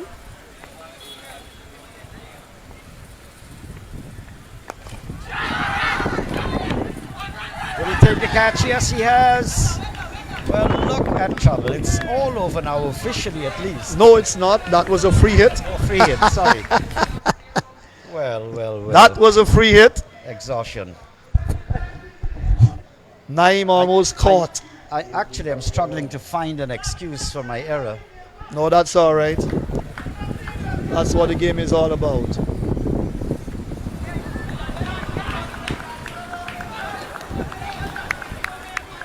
John Prasad on strike and missed that one. He's on 2 from 2, Latif 2 from 4. The asking rate is just on the 10. They need 17 from 10 balls. And all of a sudden, the spectators and members of the team in the pavilion, Becoming very vocal. yeah, they seem to be in charge of the game. We're going to get just a single here. That was off of the upper part of the bat. That's another no ball. Another no ball. Let's have a look at that. That's more than way above the waist, almost to shoulder height. I'm just surprised that he's actually bowling these balls. Is it the dew and it's slipping out of his 60 hand? from 11. 60 from 10, sorry. So he can't see the crease. Popping. And I think what has really happened with the game here is that the fast bowling allotment was not over with. That's why he's bowling. Big That's a hit. big one. That's going for 6, I think. Yes, it is. Well. Surprise, surprise, surprise. Took it on the full toss. Having a look at the replay. That's a 6. 9 needed from 9 balls. So it's a runner ball.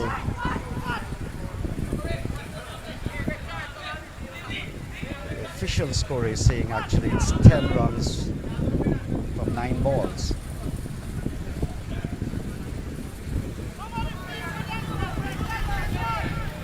This has been a very interesting match. There's absolutely no doubt about it. These youngsters have put on a very, very good display.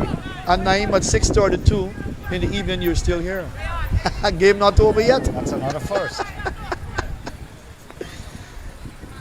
That's what it's all about. That makes white ball cricket exciting, whether T20 or 50 over.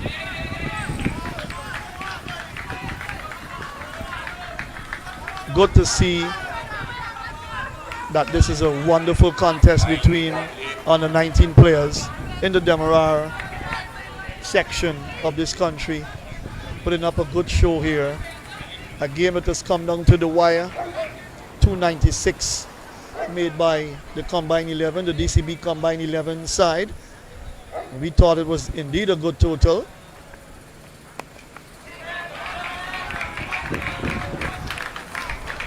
Two singles in consecutive balls. From 7. What about if Latif stays here, sees it to the end with the GCA winning? And of course he had picked up 4 wickets. But he's that type of player. I guess he would feel too he's a contender for the man of the match.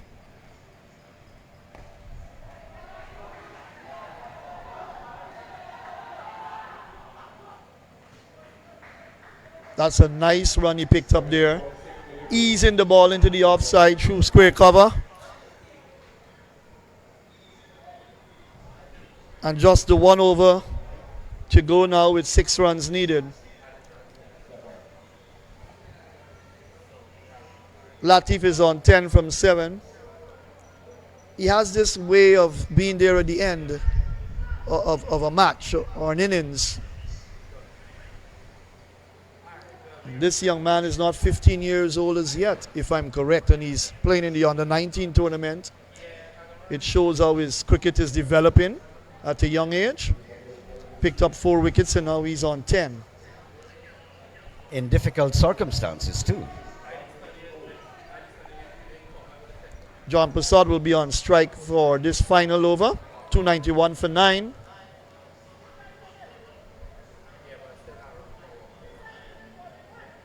But all in all, Naeem, whoever wins the game, it's cricket that would have won, and all these guys would have performed very well today to make it such a wonderful match. Well, indeed, I can't overemphasize or emphasize enough what a good display we have seen here today. Good batting. We've seen some very powerful innings. Must have come off the edge. Direct hit was required. That didn't happen. 6 umpire. And the tension is on, because that was not a good return. If we see it was very high over the stumps, it would have had to be a direct hit. It was a sharp return, but it had to be a direct hit, as you rightly said.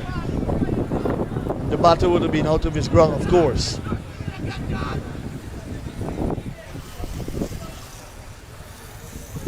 But whatever the outcome, the discussions will continue for days to come about this game. Well, I'm looking for the ball. It's down towards long on. Nice, fluid looking shot. 4. So far, they're doing good. 5 runs 2 from required 2. from 4 deliveries. Is it? My friend would say so far so good. 4 in 4 required.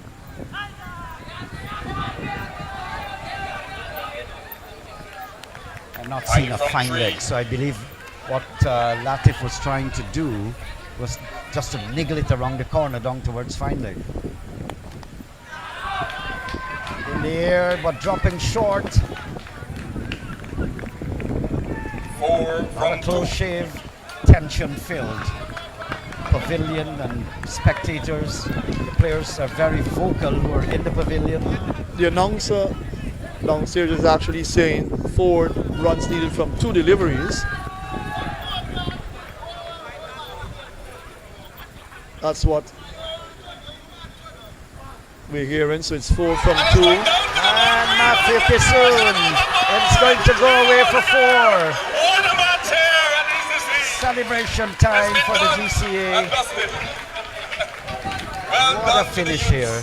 They Cricket has came won. back from nowhere almost, snatching victory from the jaws of defeat. It came off his elbow and it came down towards the fine leg region. So great game. That's what I can say. Wonderful match. At the end of the day, the outcome says the GCA have won this match, and they've won it by 1 wicket. But at the end of the day, cricket has won, as the announcer said just now, and we know that for sure. It's been a fantastic match between two sides put together. First of all, the DCB Combined 11 put together to play against the team that would have won the tournament. That's the GCA side, and the GCA side coming out on top with 1 wicket to spare. It has been an exciting match to watch, even on the floodlights coming down to the end, Naeem Chan. But all in all, good performances from both sides, with bat in hand, with ball in hand. At one stage, you felt that when the GCA at the top of the order with Demerara getting 57 and Latif 95, it would have made the job even easier. But they picked up 4 wickets. Yeah, precisely. That's what I thought. And then the whole complexion changed. That's right. Came back And in. then Van Lang stepped forward and gave a good 48 off of 45 deliveries, brought back some hope. Backed up by Zachary, of course, with 32, Zachary Joda. And then there was a little falling away after they got dismissed.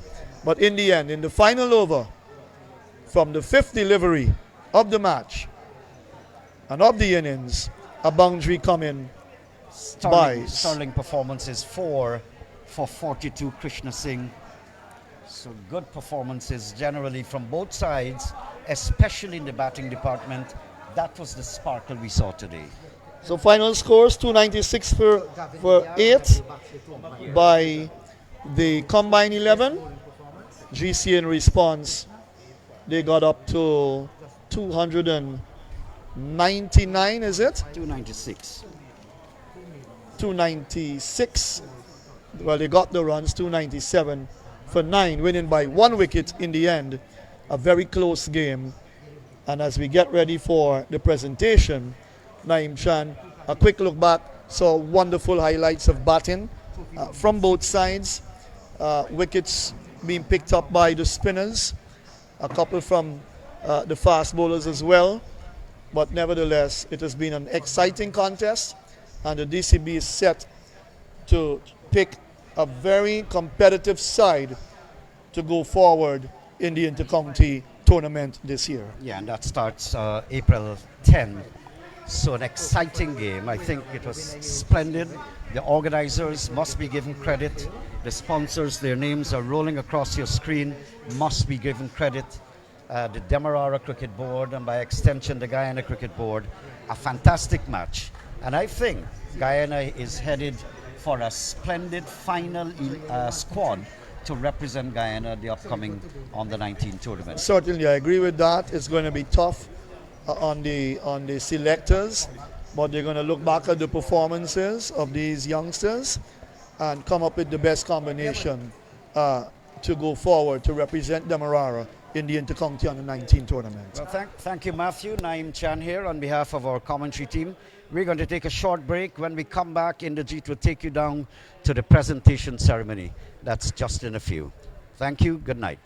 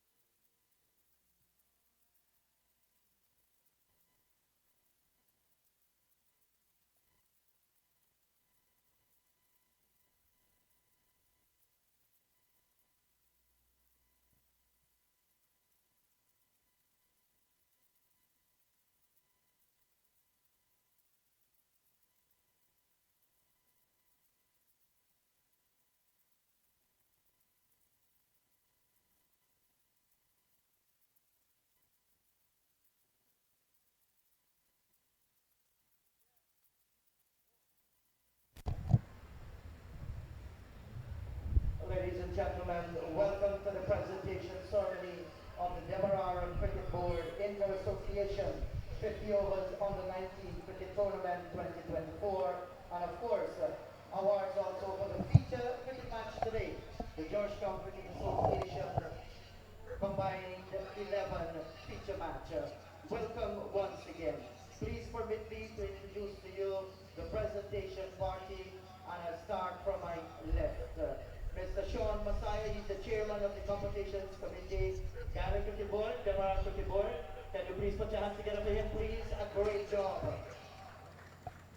Going down to my further left, Mr. Vicky Barose, the man that deals with the money, the treasurer, Demerara Cricket Board. A live wire, Mr. Anil Bihari, he is the marketing manager of the Demerara Cricket Board and the man that is responsible for finance of the Ghana Cricket Board. And to his left, the Vice President of the Demerara Cricket Board, Mr. Punit Jaigopal. And next to Mr. Punit Jaigopal, we have members of the sponsors of this tournament. That's the Guyana Floodlight Cricket Association. We have the President, Mr. Ramchan Raghavir, and his entire team.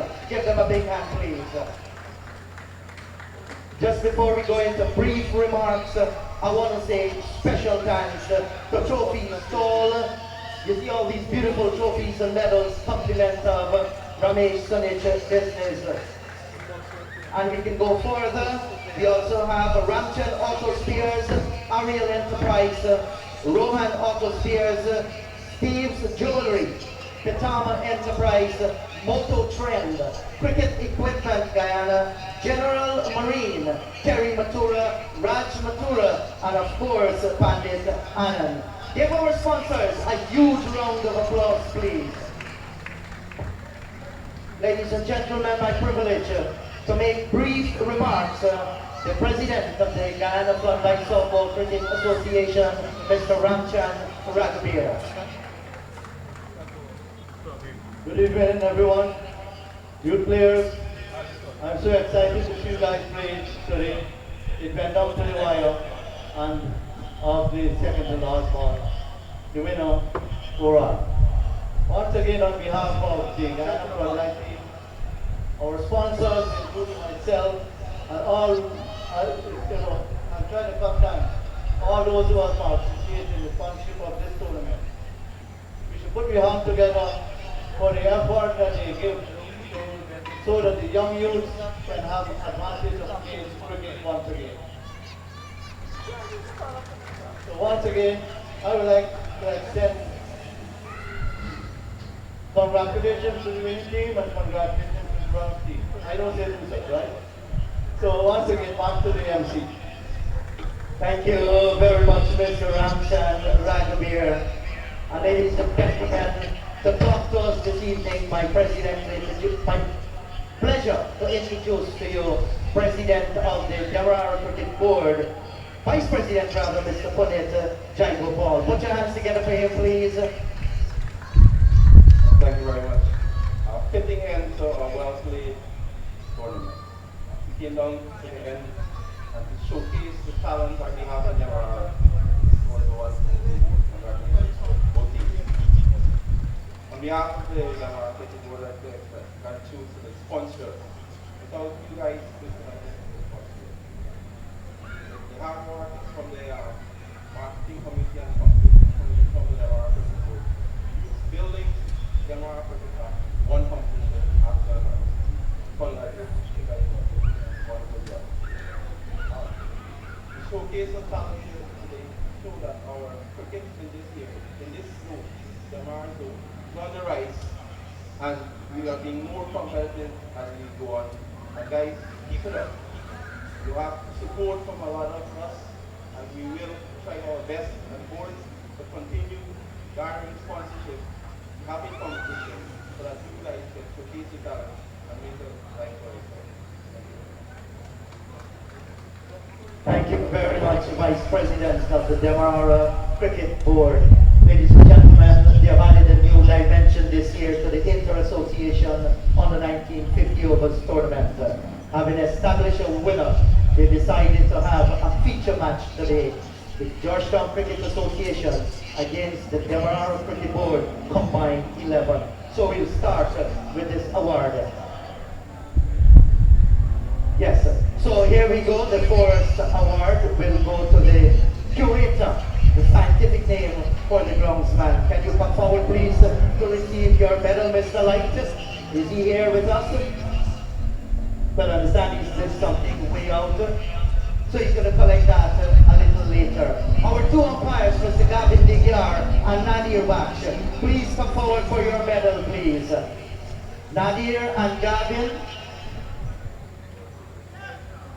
Well, I think we're going to hand that over a little later, but we surely collect their medals. We go for the trophy for the best bowling performance. 8.5 overs, 2 maidens, 4 for 38. Put your hands together for Krishna Singh.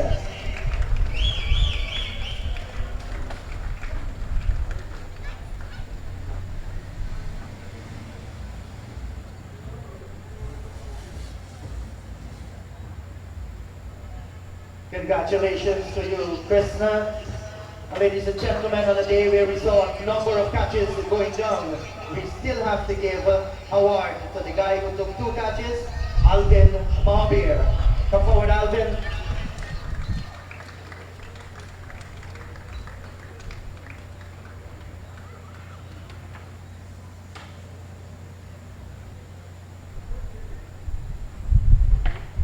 Thank you very much. And now we move on to the trophy for the batsman with the highest score. So this guy came in, faced I think 12 deliveries and did not score a run until his 13. But then ended up with a brilliant 95. Put your hands together for Ryan Latif.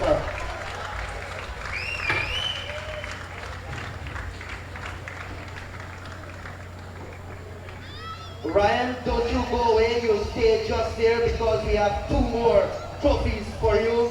The most sixes hit, 9, Ryan Latif.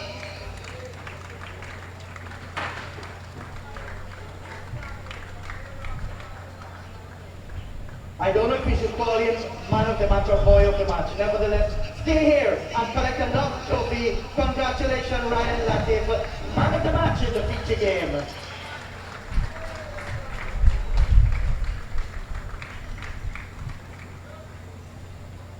Thank you very much. And for the winning team today, the Georgetown Cricket Association, can the skipper please come forward to collect the winner's trophy? Alvin Mahabir, give it up for him one more time, please.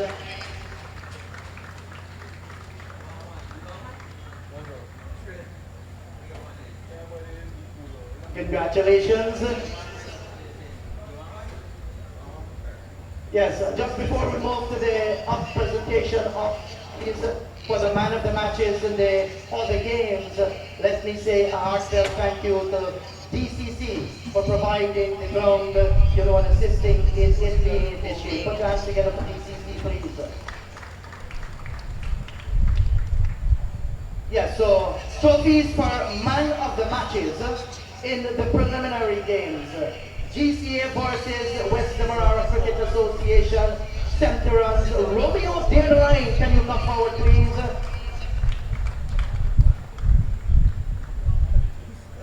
Yeah, conflict of interest, somebody give the daddy to give to him. Yes, and please, I'm asking that Aaron Gain to come forward, 5 wickets for 16 runs, man of the match. In the ECCB versus the EBCA, Aaron Gain.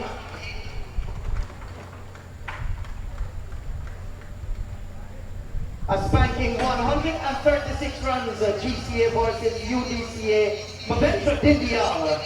Come forward, Mavendra.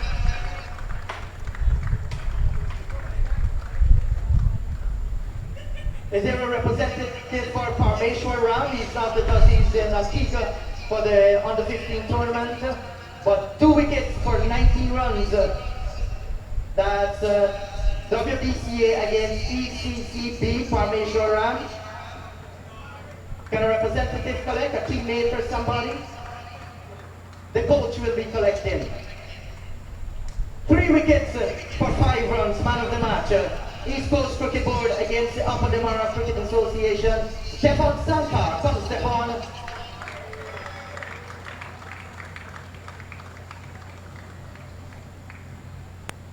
Man of the match, West Demerara Cricket Association against the Upper Demerara Cricket Association. Sachin Balgobin, 93 runs. Come, Sachin. Our seventh man of the match, East Bank Cricket Association against GCA. 4 wickets for 21 runs and scoring 25. Dave Mahabir. Dave.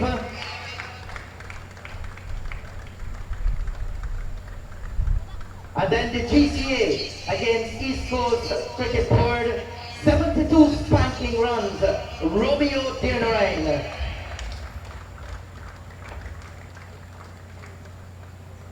And the ninth man of the match in the preliminaries, 4 wickets for 17 runs and scoring 27 in the game, Krishna Singh. Come forward, Krishna.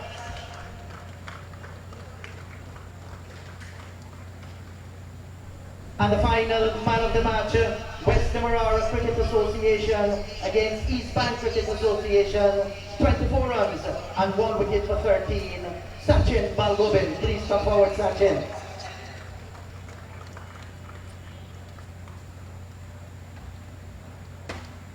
Good. We now head towards the trophies for the tournament. We have a trophy here for the batsman with the highest score. Sean, come here, please. Sorry about that. We're going to get this right in a moment.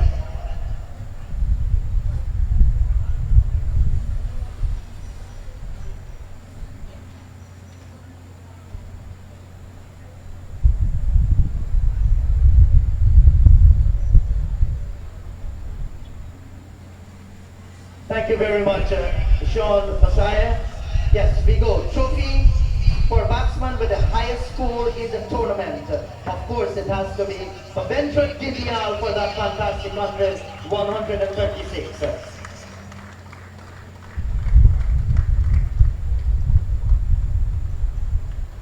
Congrats, Bavendra. Trophy for the batsman with the most runs in the entire tournament, 225. Give it up for Romeo Demerara. And I understand you only played 3 games, 2 half centuries, and scoring 225. Congrats, son. And trophy for the bowler with the best bowling performance, GCA. Wavell Allen, 6 overs, no bitten, 5 for 15.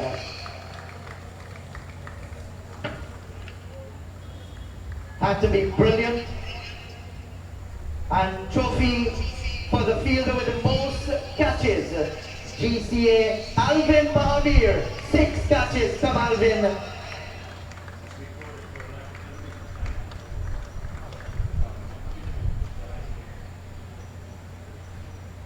Alright, and we come now to a very important part in the tournament where the biggest prizes are reserved. So, the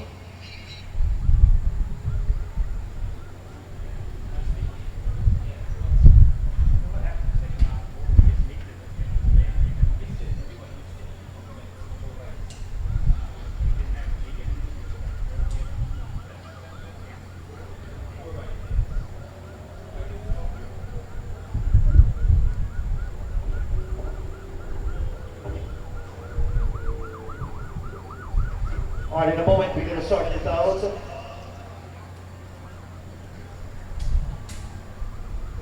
Alright, here we go. Trophy for wicketkeeper with the most dismissals. Upper Demerara Cricket Association. Shiloh Adams, 12 catches, 2 stumpings. Best wicketkeeper.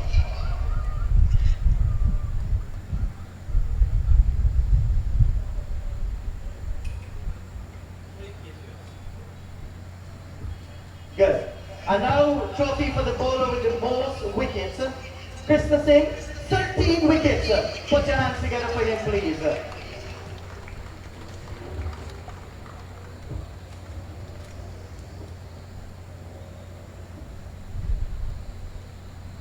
Alright, ladies and gentlemen, we now go with the biggest prizes of them all.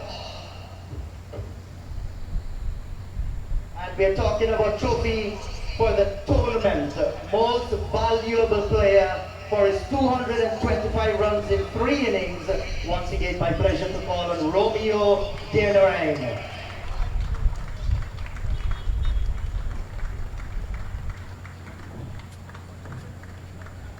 Somebody said the man is better than his father, boy. Good. Now we're going to have the runner-up team, and that runner-up team will be receiving 18 medals for every player that played on that team. The skipper will be collecting that.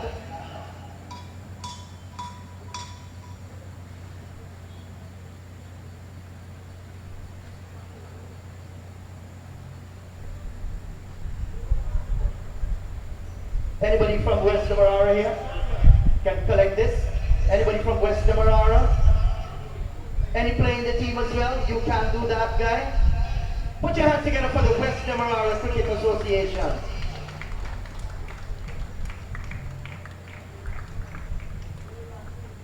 The winner's trophy.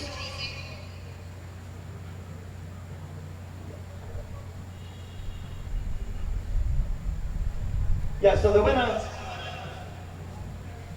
has already been known for a long time now, the Georgetown Cricket Association.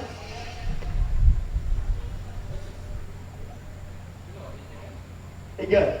So here is a little message. Can members of the Georgetown Guyana Floodlight Softball Cricket Association come forward for this presentation? My privilege to call on the captain of the winning team, the Georgetown Cricket Association, to come forward to receive that trophy. Give it up for Alvin Barbier and his team.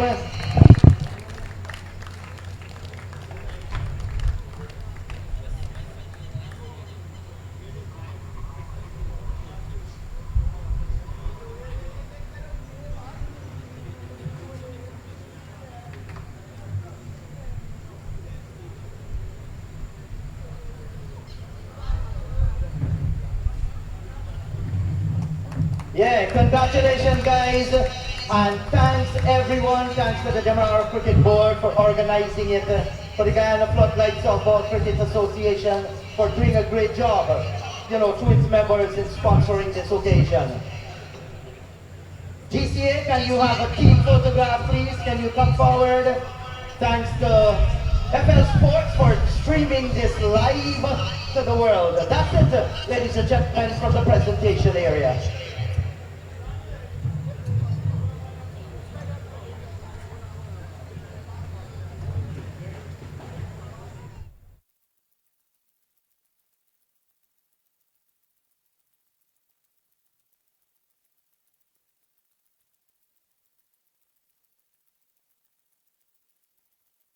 Teams, can you please get ready for that cricket match?